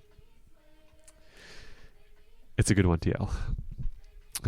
Meringue Doll by Chiko Aoba. I'm sorry, but that's the way I said it. It's like this gorgeously complex arrangement. DYKWYD, Butcher Brand featuring Braxton Cook. I went to 2 concerts in August. Before I went to Rini, I listened to After the Sun again. I'd listened to it before, but I listened to it again. Amsterdam is just, classic 6/8. I love the little reverse little elements, like the guitar noodling, the little Rhodes accent, like the bass just squeezing in fills when it can. But like at the same time, it has its space. It just emphasizes the time signature so well. I really like the layers on There Ain't No Sunshine, like the chords, like harmony-wise. And then like, really like when it like finally changes chords, like the way it just takes off and then just drops off. Like, and the flat 6 is a really cool addition. I like the drums on Aphrodite. Like the Take Me to Your Secret Place line into like the delayed entry by the drums. It's fun. We're on some 90s shit on Good Intentions. Like those guitar ups, the grooves, the string machines, the breaths. It's very like prototypical, right? After the Sun lays back. I really like the little keys run before verse 2. The breakdown, and then the breakdown, like the lo-fi recording. And then Ocean is just straight up beautiful. Like the feature voice is so rich. The harmony line of that last chorus with them both. And then into like the delayed hits, like twice. The echo ad-libs. Yeah, it's just good stuff. Rini concert? To be honest, I mean, I listened to the other albums. I don't really remember them. He himself was quite understated. But like the band was really cool and their arrangements were really cool. It's kind of derailed by like 2 things. One, the weed smell was really strong. And then also they had like power audio issues halfway through, so that's a shame. But like, I mean, Mimi and Amsterdam had the whole crowd singing. It ended. It was a good night. I also went to one of my friends, Alzi, one of her gigs. It's a chill vibe. I just came off night shift, so I was kind of wrecked, but I remember enjoying it. What time do I have to wake up tomorrow? I got time. Okay. I got like an hour. Surely I only got 3 minutes left. Well, 4, but I'm going to speedrun December because I did, honestly. This took a long time to prepare. Anyway, let me write the timestamp down for where we are right now.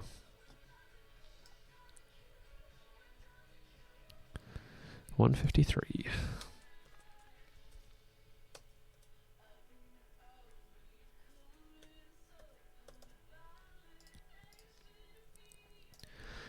Okay.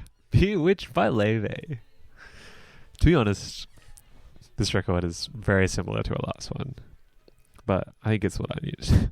So I really fucking enjoyed it. Dreamer just like instantly greets you with these like delightful harmonies. I really like the lower harmonies that she picked in particular. Like, it's almost like similar to that like Karina Nebula sort of vibe where it's like, dang, it goes that low. The vibes entry, it's a good cliche, as are like the BV like oohs in the back. I really like the little hits, like the snare hits in this song. And yeah, like just in general, her melodies are so like nostalgic. Her lyrics are modern. It's like has a little bit of those hackneyed like cliche phrases, but like yeah, it's just like, and like she's good at writing her own range. Like it feels very comfortable. Really like the chromatic little vibes runs towards the end, and like she's got the classic jazz extended endings here. Second best, sort of lullabies with unhurried guitar. Her like exquisitely delicate voice here. It's like bleeds the softest heartbreak. It's like not anger, not resentment, but it's just like sadness and beauty. The string arrangement is top in the bridge, and like the BVs really open it up, and like the drums are like just barely there, and like I really like the line like maybe I will next year. Haunted is Fragile 2.0. Like the strings give the way to that like gentle bossa acoustic guitar rhythm. I really like the string follows in like I love him and like leaves at dawn, stuff like that. And like the drums sneak in here, and like honestly her voice sounds like it flows out of her. I really like the near like call and response-esque out of the strings like the second time around, and I love how like the song just slowly bleeds out into nothing. Really all the arrangements like take their time, and like Must Be Love is a prime example. I really like the line Sappy Stupid Something Out of Me, and like the Awaken a Dream BVs. I like the way how like Too Tongue Tied changes harmony. Like it's first like it's the major feel, and the second it's the minor. It's cool. While You're Sleeping, ventures towards like the folk kind of angle. I like the guiding tones from the piano. All the like echoey response guitars and like all the warmth that they give. Her voice on like I'm Writing a Love Song, Who I've Become is just like the purest want. And then Love Song takes that folk and just jumps all the way to singer-songwriter. It like honestly sounds like Ed Sheeran's Photograph, which I like. I like the song too. And like for the first time in this record, a song just explodes in the chorus, like, and her voice like follows, but like gently. I love like the choir SPVs in that section as well, and like the ending section. And then also like there's like these piano lines in like the second half of the second verse. They're good. And yeah, I just fall asleep until I fall dead to the memory of your kiss. God, I'm so loved. Anyway, I'm not quoting the whole album at you, but the piano in California Me is magical, and like this chorus and the whole song is just like perfect Hollywood moments. The Nocturne is really clever. I feel like I really like it's like the California and Me like chord backing, but it's bewitched over the top, and then suddenly it's lovesick, and then at the very end, I think it's like the movies as well. Just like so good. Promise like hurts even now. Just like the way her whole affectation sounds like she's just been crying or is about to cry. Just like We'll Never Last, and the instrumental after that. And then just at the end, the way she flows from like If It Weren't for the Sign and the Sad. And then from the start comes in, honestly sounds like it, every time it catches me off guard because it's like sounds like it's been mixed way higher than everything else. Her songwriting is really sharp here. It's relatable. It's fun. Blah, blah, blah. The piano entry is fun in this song. And the hook is just really... And I love the string arrangement during the hook. It's very playful. I like that. I love like the little post-chorus hits like the da-da-da-da-da into a like scatting, which is like so clear. And like the run is really cool and nice at the end. The piano part, like the da-da-da, like it's almost like very Chopin-esque, I think. It's really pretty. And finally, all this like Misty quoting has led us to an actual cover of Misty. I like how her arrangement's really similar to Ella Fitzgerald, like the way the first chord like hits that dissonance and then resolves. All like the vibrato, like the runs that she does are all like Ella quotes. It's a really good fucking song, man. And like the little chromatic rundown she does towards the end. The ending is very Ella-esque as well. And I think just the way she like phrases feels very sharp and like very careful. Like it's a very precious piece of work that she's doing. Ultimately, I think it's like very emblematic of her style, which is like somewhat derivative, but also her, but also like comfortable, and I don't know. It's a whole thing. Serendipity is like the happy dimension, alternate dimension universe version of Promise. I love the way that she sings like I'm falling fast, defying gravity. And like the way that like in the second verse, like the strings feel like they shiver with expectation. She like loves referencing her age. And like the way the chords in the like the end chord of the verse doesn't quite resolve like the same way the Misty chord doesn't either. Are you ready to cry? Because if not, fuck you. Here's Letter to My 13th Self. The way that she sings to herself in this song is just so sublime and like almost like maternal. And like when she sings like "Baby, know that," the writing, man, it's so good on the song. The way the piano, like in this song, like barely pokes out of the mix, and like the pedal point in the chorus, followed by those chords. I don't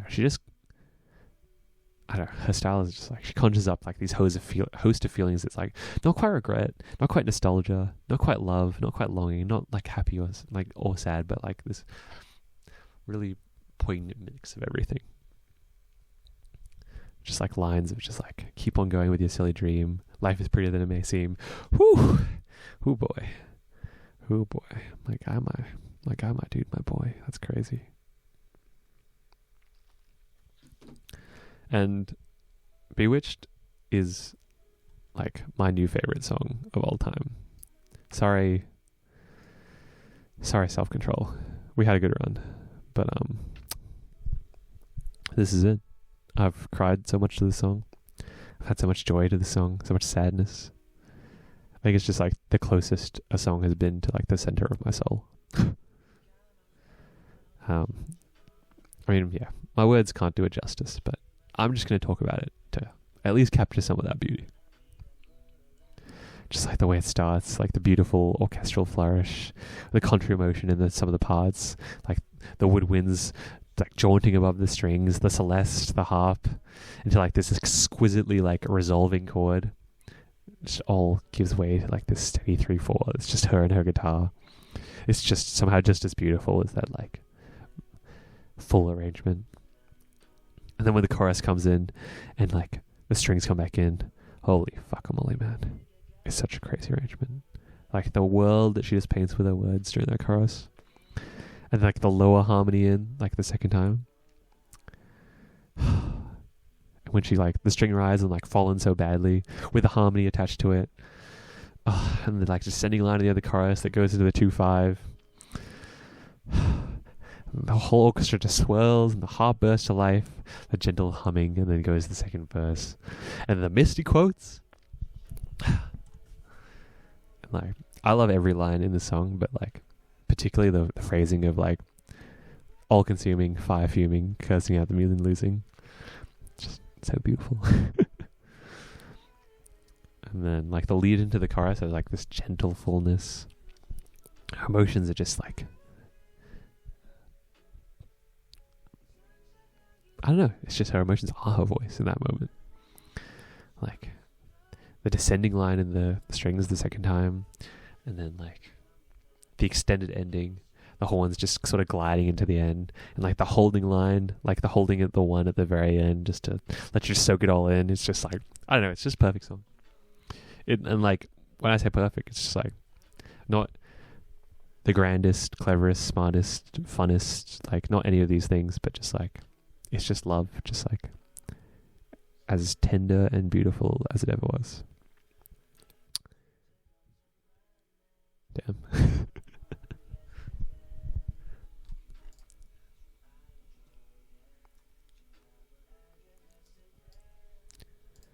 Hongdae R&B by BB. Hangang Gongwon, oh sorry, is like Crush OST vibes. Her voice is like extra wispy on it, but it's still very distinctly her. And then the Hongdae R&B, it's like such a cool dichotomy. It's like from the gentle piano to like this piercing guitar. Like her backing vocals just crisp as ever.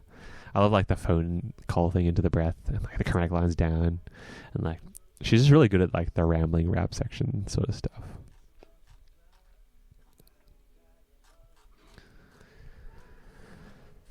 Guts, Olivia Rodrigo. It's a fun continuation of her style, and like it has some solid ass songs in it. I think like All American Bitches is just like a classic rock opener. Just like draws you in and bleeds you out. I love like that little fill before it like opens up, and then like how it drops straight away with like the bass licks. I like the chromatic transition in the second verse, and just like in general, like the way her records are mixed, it's like rock, but it's like perfectly pop clear. Even her like screams like control in the mix, and like personally, I love them. They feel earnest to me. Yeah, I love the little hey, like the car door closed into hey, that idea, right? And like the cliche bass riff, the like the speak singing. It's just also like satisfyingly predictable. I really love the biggest lie I ever said, and like in the second verse, like I should stop, but I can't. And then like the second time in the pre-chorus, like the way the notes, like the long notes, like my brain goes and it's just like the panning and the weirdness. And then like the hits, and then when the bass comes back in, it's cool.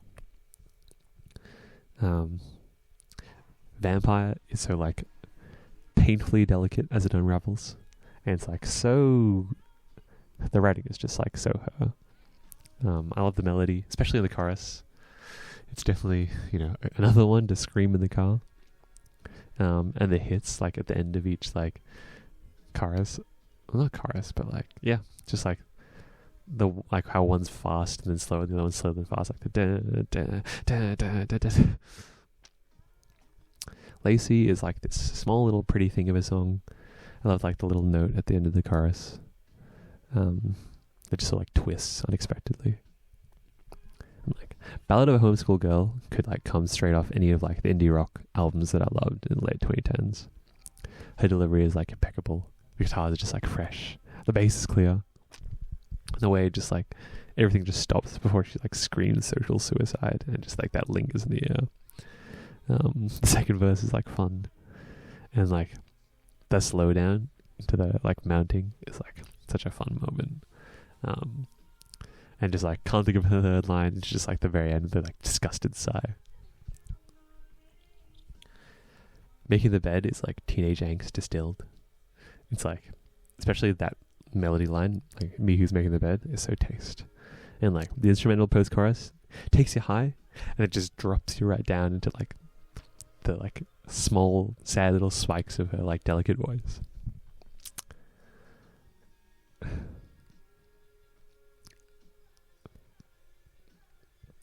And then from teenage angst, we get a whole angst, logical, which is, you know, that's grown up angst, baby. I love like the writing that's like stuck in the duality of like knowing something and like also knowing that it's wrong. Just like the way she delivers possible, the bridge in general. I look so stupid thinking. Get Back to Him is like fun. It's like such a like a teenage whiny song.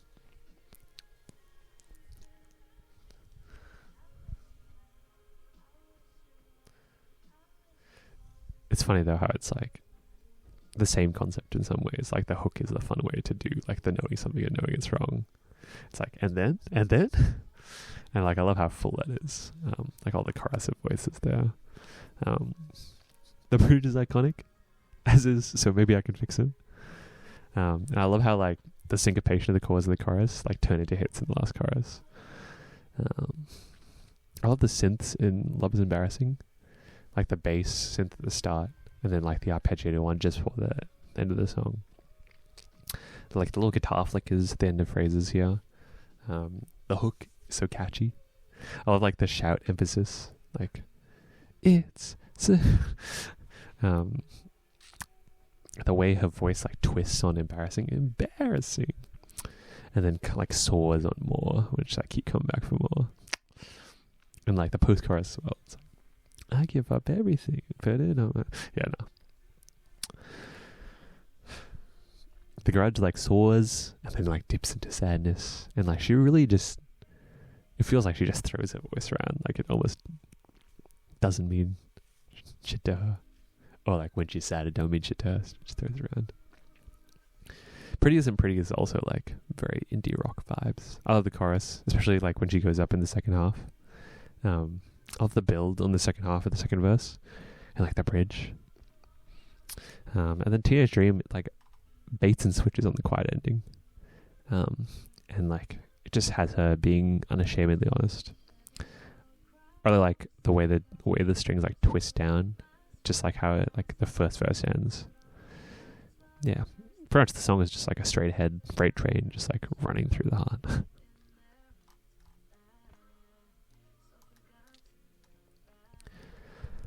Black classical music, Yusuf Days.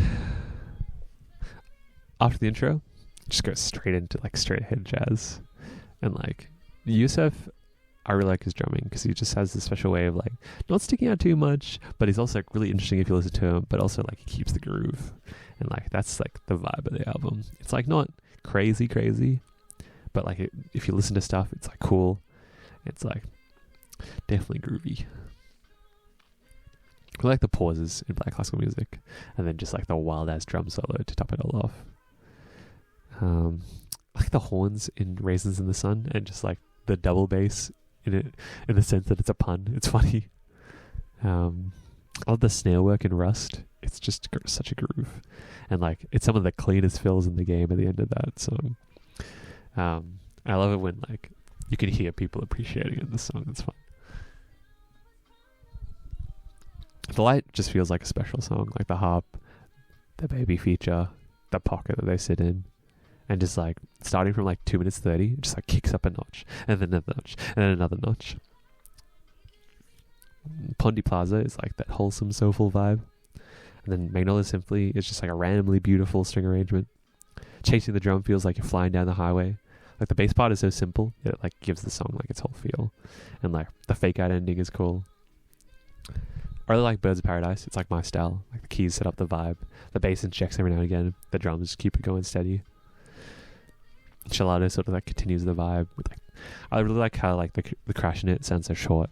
Like the toms is well fun. And like the re-establishment of the groove, like roughly around 240. It's nice. Marching band's there. It's a shame. I like Masego, but it's there. And then Jukebox goes old school. I really like the slap bass. Jamila's voice is really heavenly on Woman's Touch. It's very Sade-esque kind of groove. And then Tioga Pass has to be like the crown jewel of this album. Like the bass piercing the silence. This like the drums like swelling in and out. The distant sax cries. And the drums finally punch their way through. The synthesis is like not far behind. And like the last note of each phrase is dirty. Like the keys flow back in. The groove's kind of hard. The sax comes in. The drum is dancing around the beat. And then when the synth comes back, the bass starts playing like this call and response line that's cool. The keys come back stronger. The drums are bouncing. We dive back down to the bass. And then when like the sickest fills of the year takes us back in. And then when like the strings come back in, you can't help but get like this pang. I don't know what it is, but it's there. Words just fail like that torrential beauty that it is. But like when it breaks down, it hits. And the last build is sick. Cara Charms is like a vibe of a closer. It's got the choir, got the Rhodes. It's got the drums. You know the drums. It's got the drums. Okay, songs from September. Damn Goo Goo Love. I really like the piano part in that. You, Ellie Aladius, feat R.L. King. I'm sorry for names, but yeah, the harmonies in this are nice. Steve Kortiaka,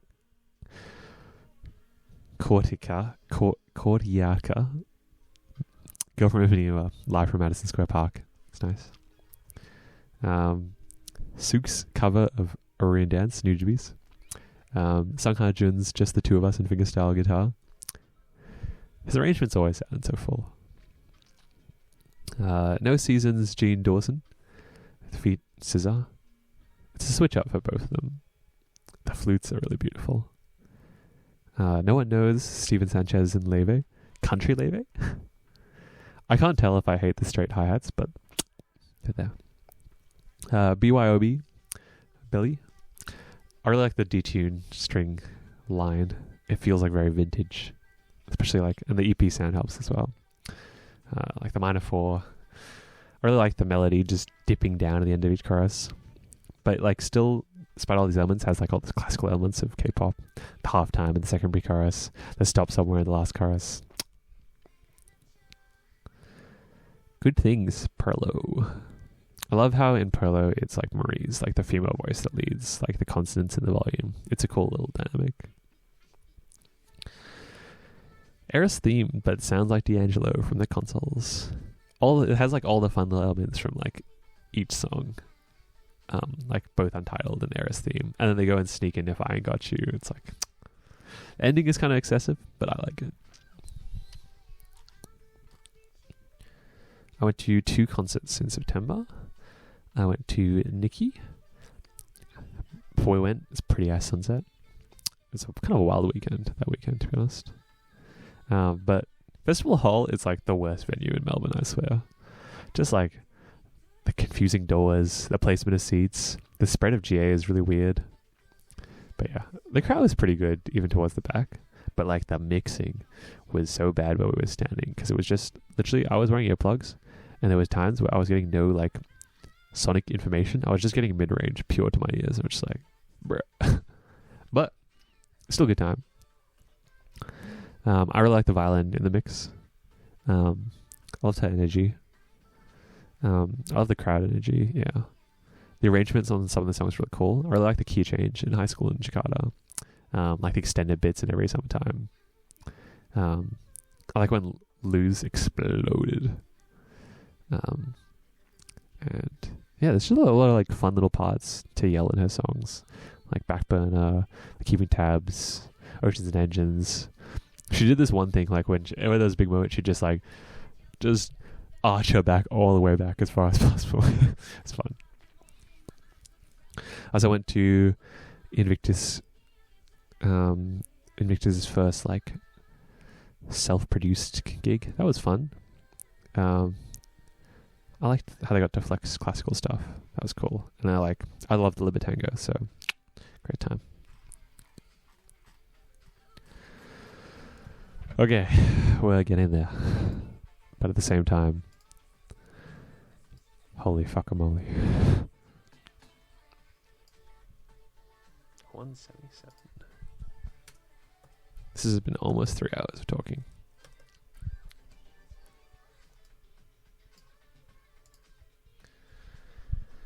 October, Flying or Falling, Georgia Smith.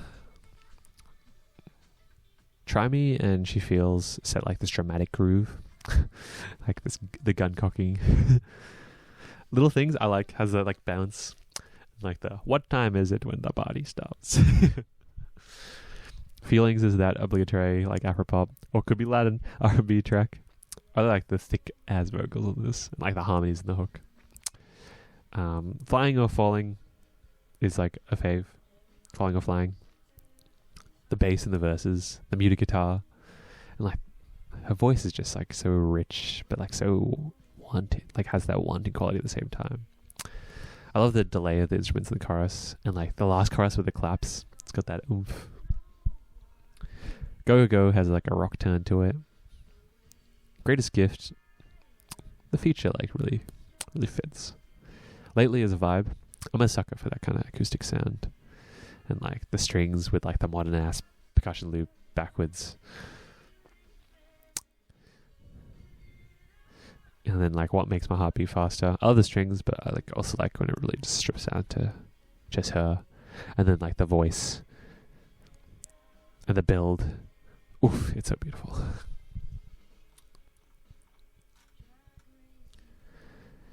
Javelin, Sufjan Stevens. It's very like, it's weird how cohesively him it feels. He has so many isms that like, but they all somehow come together. In Goodbye Evergreen, like you just hear his voice just like cracked at the edges. It's like, and the Age of Ads stuff comes crashing down to the acoustic stuff. It's like shades of Carrie and Lowell before the winds come in. A Running Start has like 7 swans in its blood, ascends into the future, and then Carrie and Lowell territory. You can like hear the songs, each of the songs like evolve as they go along. I I really like Will Anybody Ever Love Me? It's probably my highlight. It's delicate, it's wanting, but it's still warm, and then it convolutes really beautifully. I love the theming of Everything That Rises. I love the classic soft jam guitar in Genuflecting Ghost. And I love the way the voices and the winds like explode back in the second half, then give way to like the electronic elements. And like his pad sounds are always so like beautifully thick. The piano rocks up in My Little Red Fox. Like the 3/4 really stands out in the middle section. So You're Tired is like pure old school section. And like the breaths in Javelin are like raw. And I love the chords, especially the major third in Javelin. Shit Talk is a journey. And then like There's a World lets the whole thing just breathe. Scarlet Doja Cat. Paint the Town Red is that bitch. Just like the trumpet vocal sample, the pumping 808, the fresh ass hook that's like both her rapping and singing. She just has like such good flows, like pop rap wise, singing wise. I love the hook of Demons. The string repeat really does it for me. Like the string sample. To be honest, the verse is in comparison. Where Vagina is like quite similar in that regard. Fuck the Girls has good flows. I like the tone of the bass, like perfectly dark but not like too serious. Ouchie's Blast Through. 97 has this sick ass beat, like the piano sample just stumbling over the blows of the drum, and I really like her different affectations. Gun and Go Off are like both kind of chill, halfway between singing and rapping, that sort of stuff. The sample choice is really fun on Chacho. And Agora Hills, it's mad. The beat's such a vibe. I love the way the filter comes on and off. The hook is just so delectable. I love all the little interlude bits. And then like the new affectation, like the Valley Girl thing she's got going on is so cool. And like especially when she trades bars with herself. Even like the cringe lyrics, like the Fortnite thing can't disrupt like the mood that I get. Can't Wait is like a solid piece of a song. Often is like so weird, it's great. It's got Erica Badu shades on it for sure. It's groovy. Like the bass is a real standout. And then like Love Life is like almost like Mama Kendrick vibes. It's kind of funky. And then like Skull and Bones takes that funk back to business. The beat on Attention, damn. The bass, the plucked instruments, the harp, the pads, the hip hop drums. The hook like just swirls around in your head, and she like sounds really hungry on the track. Bullet, it got my head bouncing. I love like the acoustic bass over rap. Like the drums hit hard, the keys like just meander around, and like WIM freestyle is like one last like sort of chest puff to round it all up. Madness always turns into sadness. Tabba.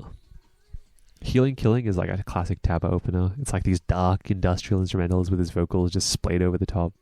Like the harmony with the falsetto and the lower tone is like the instrumental steps back. And the ending section with all like his voices panning across, it's cool. It goes like straight to Baby Doll. Feels like an extension with like more flows. Like the piano punches through. Yeah. And like Shut the Fuck Up, That's Mine gets funky. It's still a bit gritty. I love how it like goes to his falsetto for like the hook. And like even the strings feel like a bit unsettled. Creeping is such a vibe, man. Like the super jazz inspired burner.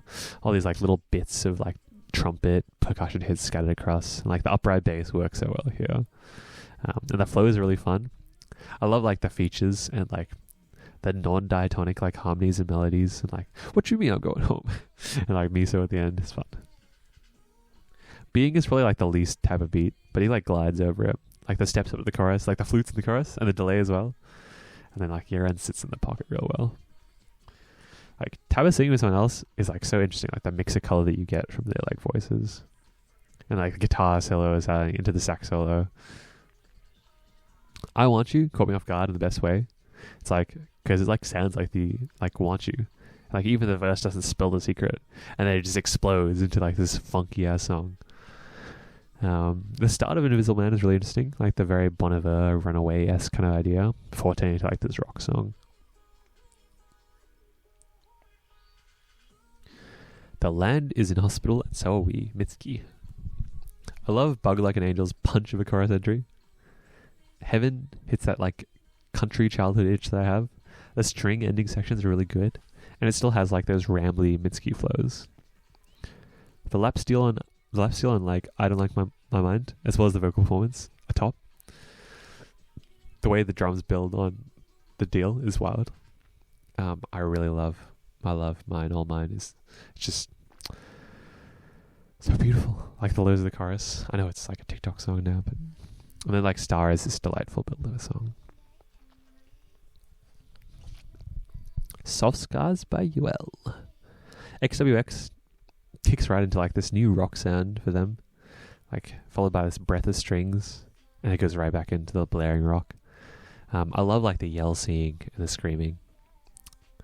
Sulky Baby is like slightly back to their form, but like the guitars are all still around and it feels new and fresh.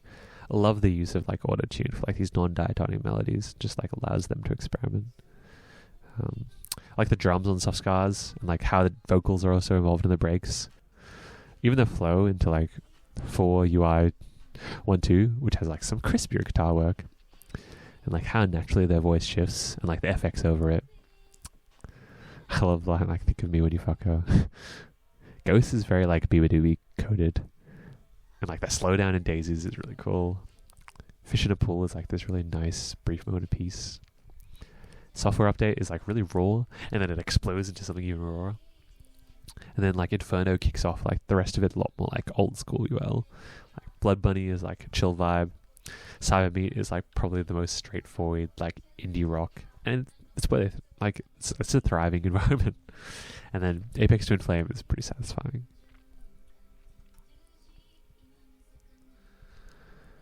It's Okay, Be You, Kiefer. The drums are really fun in all these tracks, like the placement, the vibes are on, the keys. I mean, that's his chick. My highlights are Dreamer, Falling. I like the chromatic lines of Falling. I like the drums and Head Trip. Hips, and I Mean That, like the Keith Jarrett-esque kind of singing. It's funny. What Made Us, Jamila Woods. I'm into the monologue of Bugs. I like the Tiny Garden ad-libs. It's such like a warm song. I like the funkiness of Practice, and the Saba feature is nice. The switch from auto-tune to the choir in Send a Dove hits. I Miss All My Exes is the reason why I got into this, because it's like a Gia slammer, man. Oh, like this monologue that just bleeds stories. Boomerang has like that major 6 in the chorus that just like feels right. It and like Still trot along like indie rock-esque. Good News vibes. Yeah, it's not bad.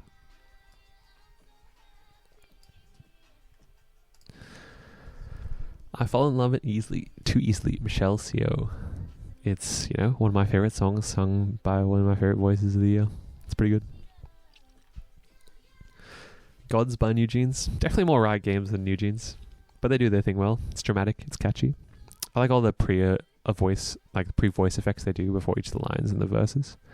I love how low the bridge is, and even like the last note that sustains like Hard Unbreakable, like that lowness. It's cool. And like the ad-libs in the last chorus are like wild, but they're really buried in the mix.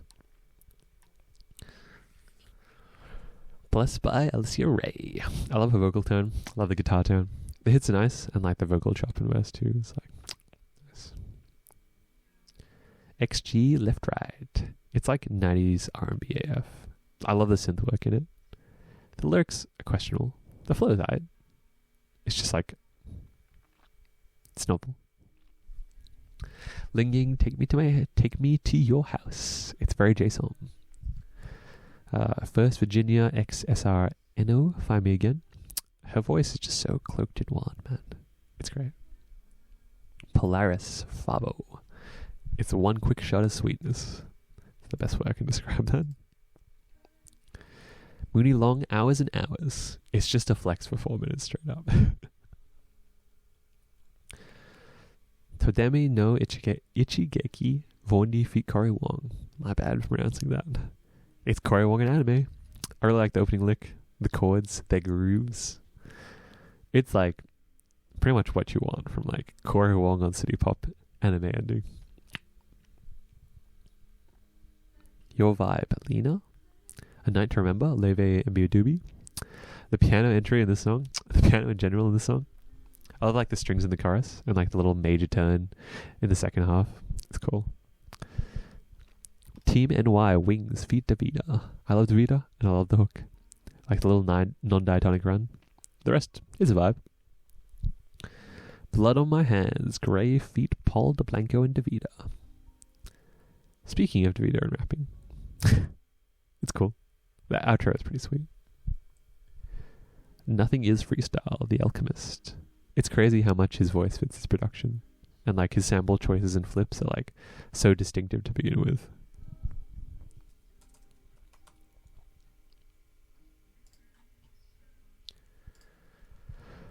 Almost there.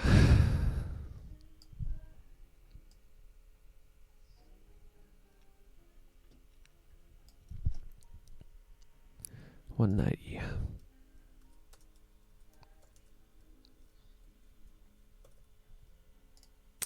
I'm really glad that I did this, but also I don't want to do it again. It's just like the marathon.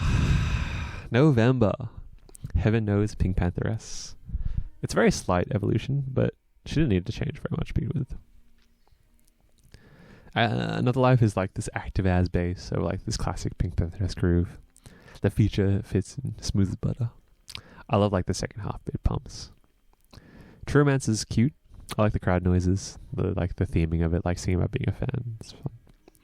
I love Mosquito, like the chill, catchy vibe with the DMB beats. It's just her signature sound, man. The keys at the start, the synth line, like the way it echoes her, the way the strings like slightly open to the chorus, like on a Monday. And I love the Spanish guitars at the end. The Isle is my favorite part of her songwriting, and like the beat flickers from one field to the next. The yeah is back, as well as like these French strings, like these hits. They're fun. Nice to Meet You bounces along. I'm not like a super UK rap fan, but it vibes here. There's like a lot of fun choices in the song, like the sub drop, the into percussion, the yeah, and like the bass throughout this entire album. It's great. And Bury Me is like another prime example. The feature is like almost like Terza-esque.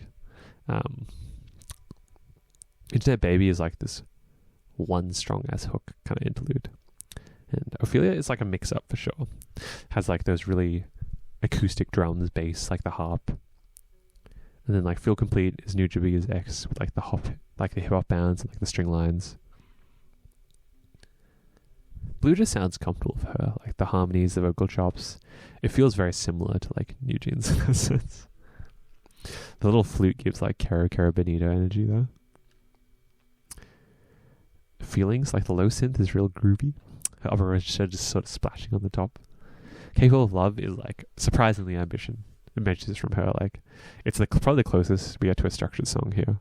The guitars are sharp. The song just swells with like a genuine feeling. And like I love the halftime, like the fills, and then like the wedding bells at the end. And then, you know, the album finishes on Boy's a Liar, which is self-evident, you know, klar. Chill Kill, Red Velvet. Some great songs in a good package, I'd say. The title track, I love the textures in the verse, like the bass synth next to the bells. The pre-chorus chord progression is really great. And then the chorus throws you for a bit of a loop. It's like so uplifting to what came before. It's like, yeah, I don't love it. I like it. Probably the greatest bridge of the year, though, to be honest. The 80s keys, the way the vocal is soaring above it all, the progression, and like the end with like joy in a high note. And then like this, at the very end, like the end of the last chorus, just sort of leaves you high and dry. I feel like it left me more confused and impressed than like appreciative, but it was still fun.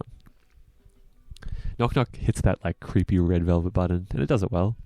It does like the same trick with like the bass synth and the bells, and like the chorus I think is way more smooth than the title track, but that probably wasn't the point of the title track, to be honest. I like the flow in the second half of the second verse. The last chord in that bridge, it's nice.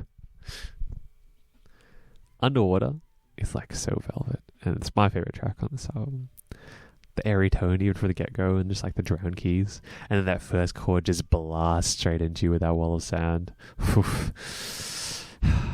I love the melody of the chorus and like the harmonies in the vocal line, just the harmonies in general. I mean, it's Red Velvet, just like the ohs in the verse, the harmonies in the second pre-chorus, and the ad-libs in the second chorus, and then the ad-libs at the very end, the delayed entry at the end. The bridge, come lay your body on me. Oh, it's such a good song. Will I Ever See You Again has like a cool idea, but like I feel like the execution doesn't quite match to like the ambition. But the song knows where it wants to take you, and it wants to take you up. Like the guitar is like the chugging guitar, the dan dan is like so style coded, like Taylor Swift.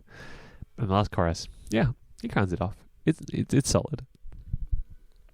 Nightmare is like very similar to like the first two tracks, but it's like also a 6/8 sucker.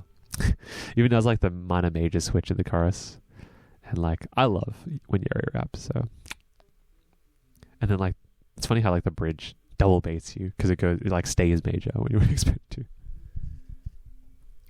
Iced Coffee is like chill dramatic R&B. I love like the fill of the high strings like for the chorus, and like each of like the harmonized last line of the bridge hits. A Bop to One Kiss. The pre-chorus is silly fun. The chromatics to the vocal fry, like the chill killer, to like even like the kiss sound, and like the start of the second verse sounds like it's like a really bad boy quote. Like the, oh my god. And then at the end where Iron's like, get ready for my kiss. Like, what the? The FX on like the vocals for Bulldozer makes it sound like so full, and then like they have the actual voice that's just dancing on top. I really like the second half of the chorus. Like, it's just silly. It's like, maybe you can. Sorry you got in my way. So stupid. Wings is like 90s feel-good girl group in the best way. I love like the little Pharrell like 4-count entry, the chopped keys in the chorus, the feels in the second verse, and like the bridge. They really are like the queens of like K-pop bridges. And then like the a cappella chorus. It's just got me grinning. Scenery is like the prettier version, the prettier sibling of Hello Sunset. It's like so deliberately beautiful. Even the key change, it almost gets me. Now Whiskey Benzino. It's K hip hop at like its most fluent, I feel like. I love the bounce of Stinky Kiss. I love spending so much time on bullshit. Monea's vibe. I love both parts, like the beat, the chill of the former, like the chord progression of the latter. In Bed is like, and Macgully as well. They're both like beach vibes. I love the sample of Macgully though, like the syncopation of it. The feature in Travel Again is pretty seamless. Dopaz dips its toes in like lazy rap. I really like Coca-Cola Red. That's probably my favorite track from this. The bass sample is like bouncy, like the octaves, and then everything else supports that feel. The vocal sample delays, and then like when it all drops out, you can really feel the bounce like from it. I love his like sing rapping, and like the hook is just infectious. The feature voice, it's just coherent enough to be interesting. Just. I love the sample on 990. It's like the writing of the beat. The money is their glucose. I love how like polytonal the 808s get on Lemon. It's like surprisingly low key for that sort of melodic minor feel. Like a fool, that kind of stuff. The MJ reference, there's a lot of Western references in music, like the Biggie stuff. And then like Trippy has like Mum Spaghetti, which is also like the last place I expected Lon Skywalker to appear. It's a vibe though. And I love that like outro. I love like 250's like iconic, like nostalgic smorgasbord type kind of beat on Crime. Sounds as a choice. It's an earnest one. And Change has got like those Joji vibes. Like the BVs really sort of sell that. The beat on Just One Day, that's my shit. Sandman is groovy. I love like the references to his older stuff. Like Monet is like that same kind of vibe as well, right? And the bass playing is wonderful. Radio is fun. The chord progression on the breakdown especially. And then like Jim leaves us with the last fiber. I like the woodblock in that one. Sweet Justice to K Medusa. It's like a tour through her like versatility. Love and Other Drugs is like a groovy movie. It's like her rapping is just as smooth as singing on that. I love how like the bass, like the violin kicks, and just like the beat is just chilling. Woke Up and Chose Violence is like hard, and she got plenty flows over it. It's like, watch me kill this. Out of Luck has like Back to the Groove. I love the syncopated synth though, the straight beat, a little perk at the back. Like her vocal color is just like so airy on it, and like the You're Out of Luck echoes. I love the features on it as well. What You Know keeps that groove kind of driving. The first rap is really satisfying. The beat on one is really dirty. I love the Timberland flow of like that minor feel. The synth in the chorus. The chord progression on Love Again is nice. Like the instrumental portions too are really cool. Wasp is a vibe. Like the unison lines in that got me smiling. And the organ outro is sick on that. Ghost is a bouncer, sure. And then Ringling, Free Throws, Silent Assassin is like that bitch. The bitch, like the bridge, sorry, of Ringling goes hard. And like Silent Assassin, she's just such a chameleon. Like her flows are so good on it. Like I love the way the sample moves up and down the octaves. Our Way is like the airiness re-entering the room. Gone to West keeps like the bounce going. The beat was like made for Duckweather, I feel like. And then One Last Groove is just like walking on air. I really like the drums on that.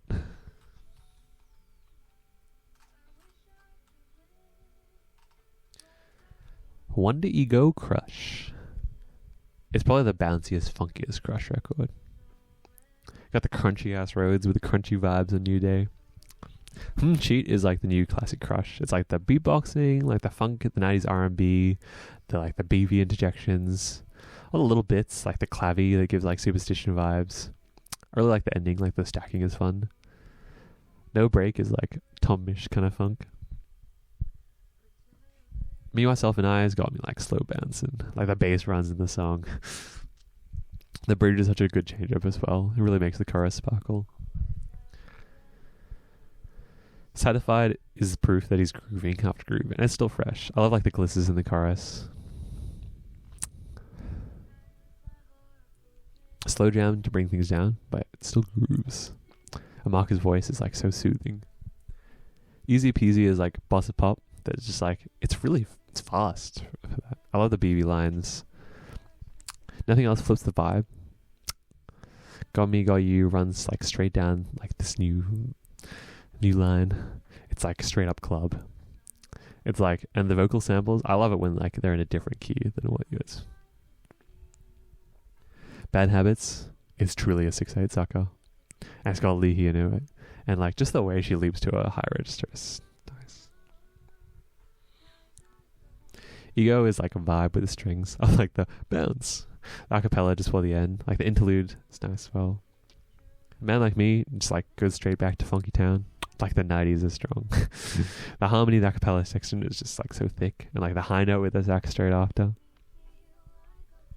Monday Blues and You, they're cute. And like they plus she, they bring their energy kind of chill. And then Harness is like a jazz ballad. I really like the trumpet solo with like the mute. It's like a really like light and special. It's like backed by those strings and like the way that his voice can go like that delicate to strong. Like, Then Days Come is like it's more 90s soulful, and then Remember Me grooves one last time. And it feels like, it reminds me of like Ibiza in his other record where it's just like a fresh breath, like a sunrise moment. What was that?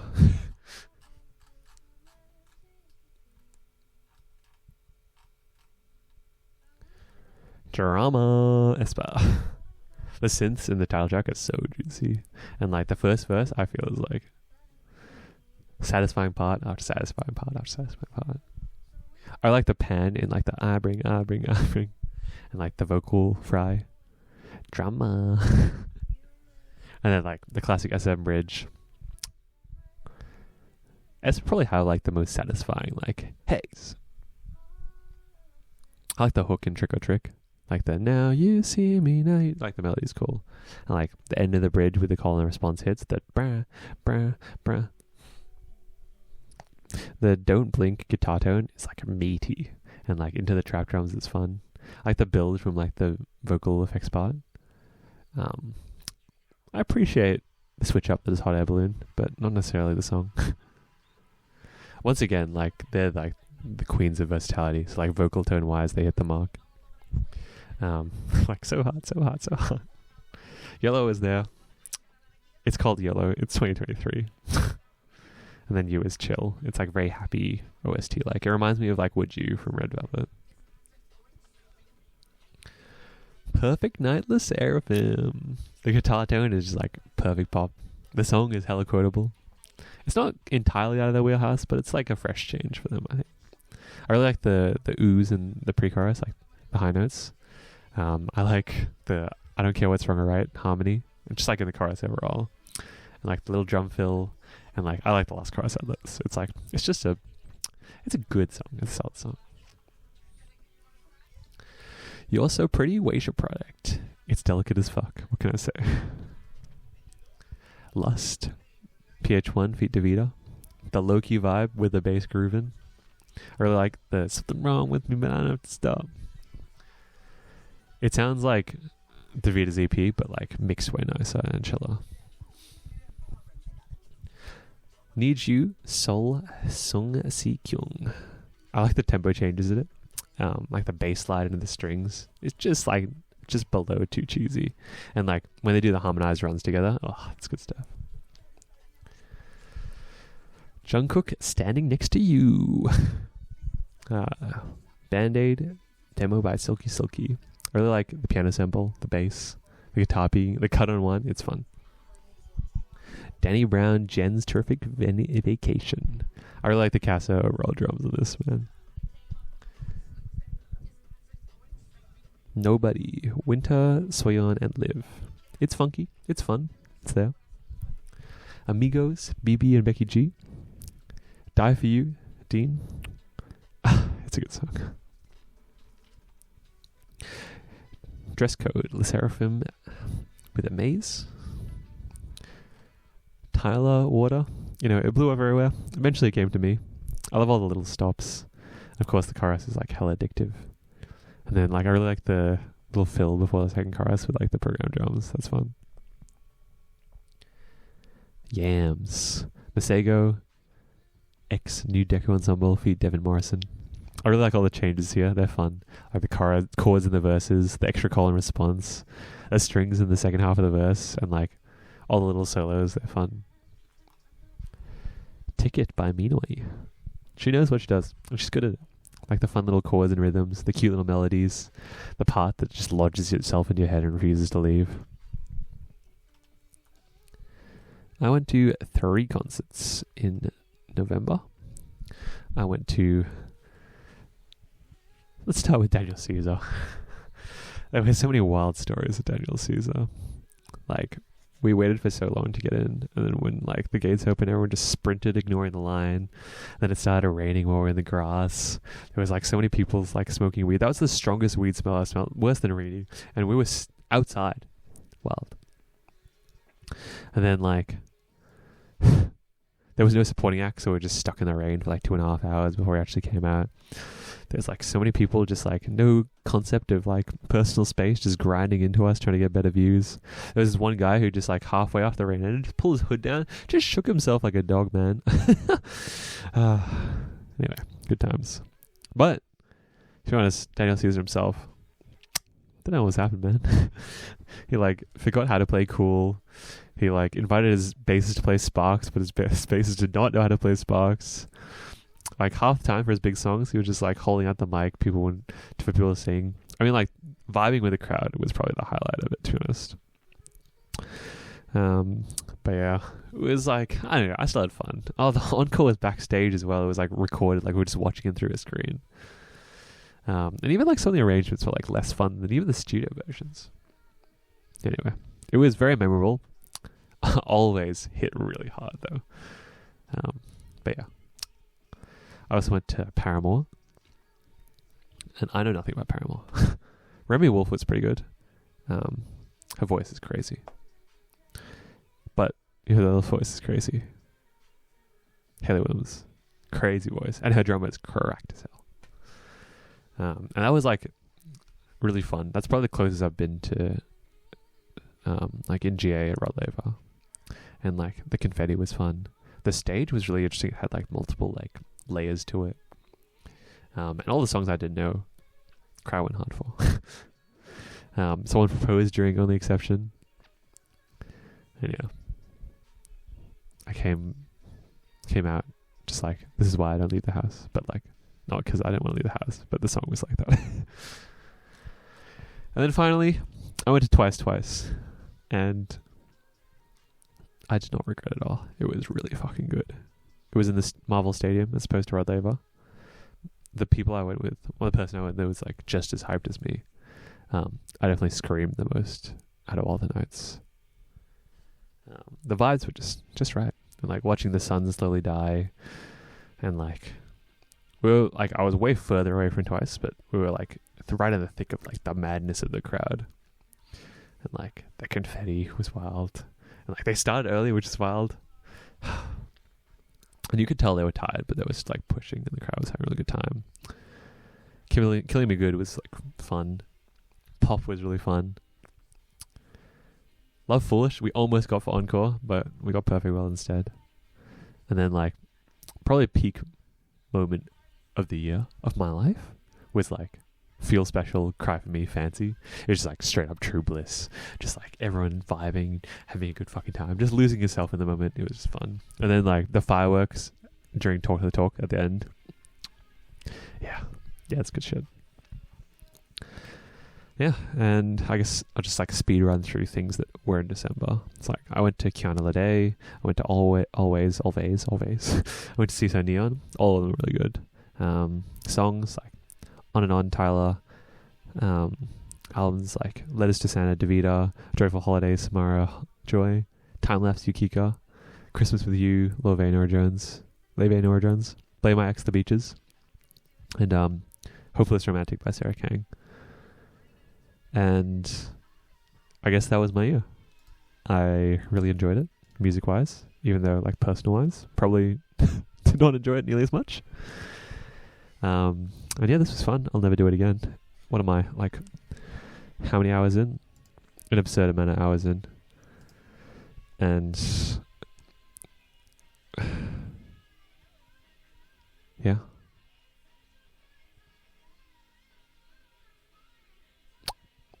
I hope you love your life.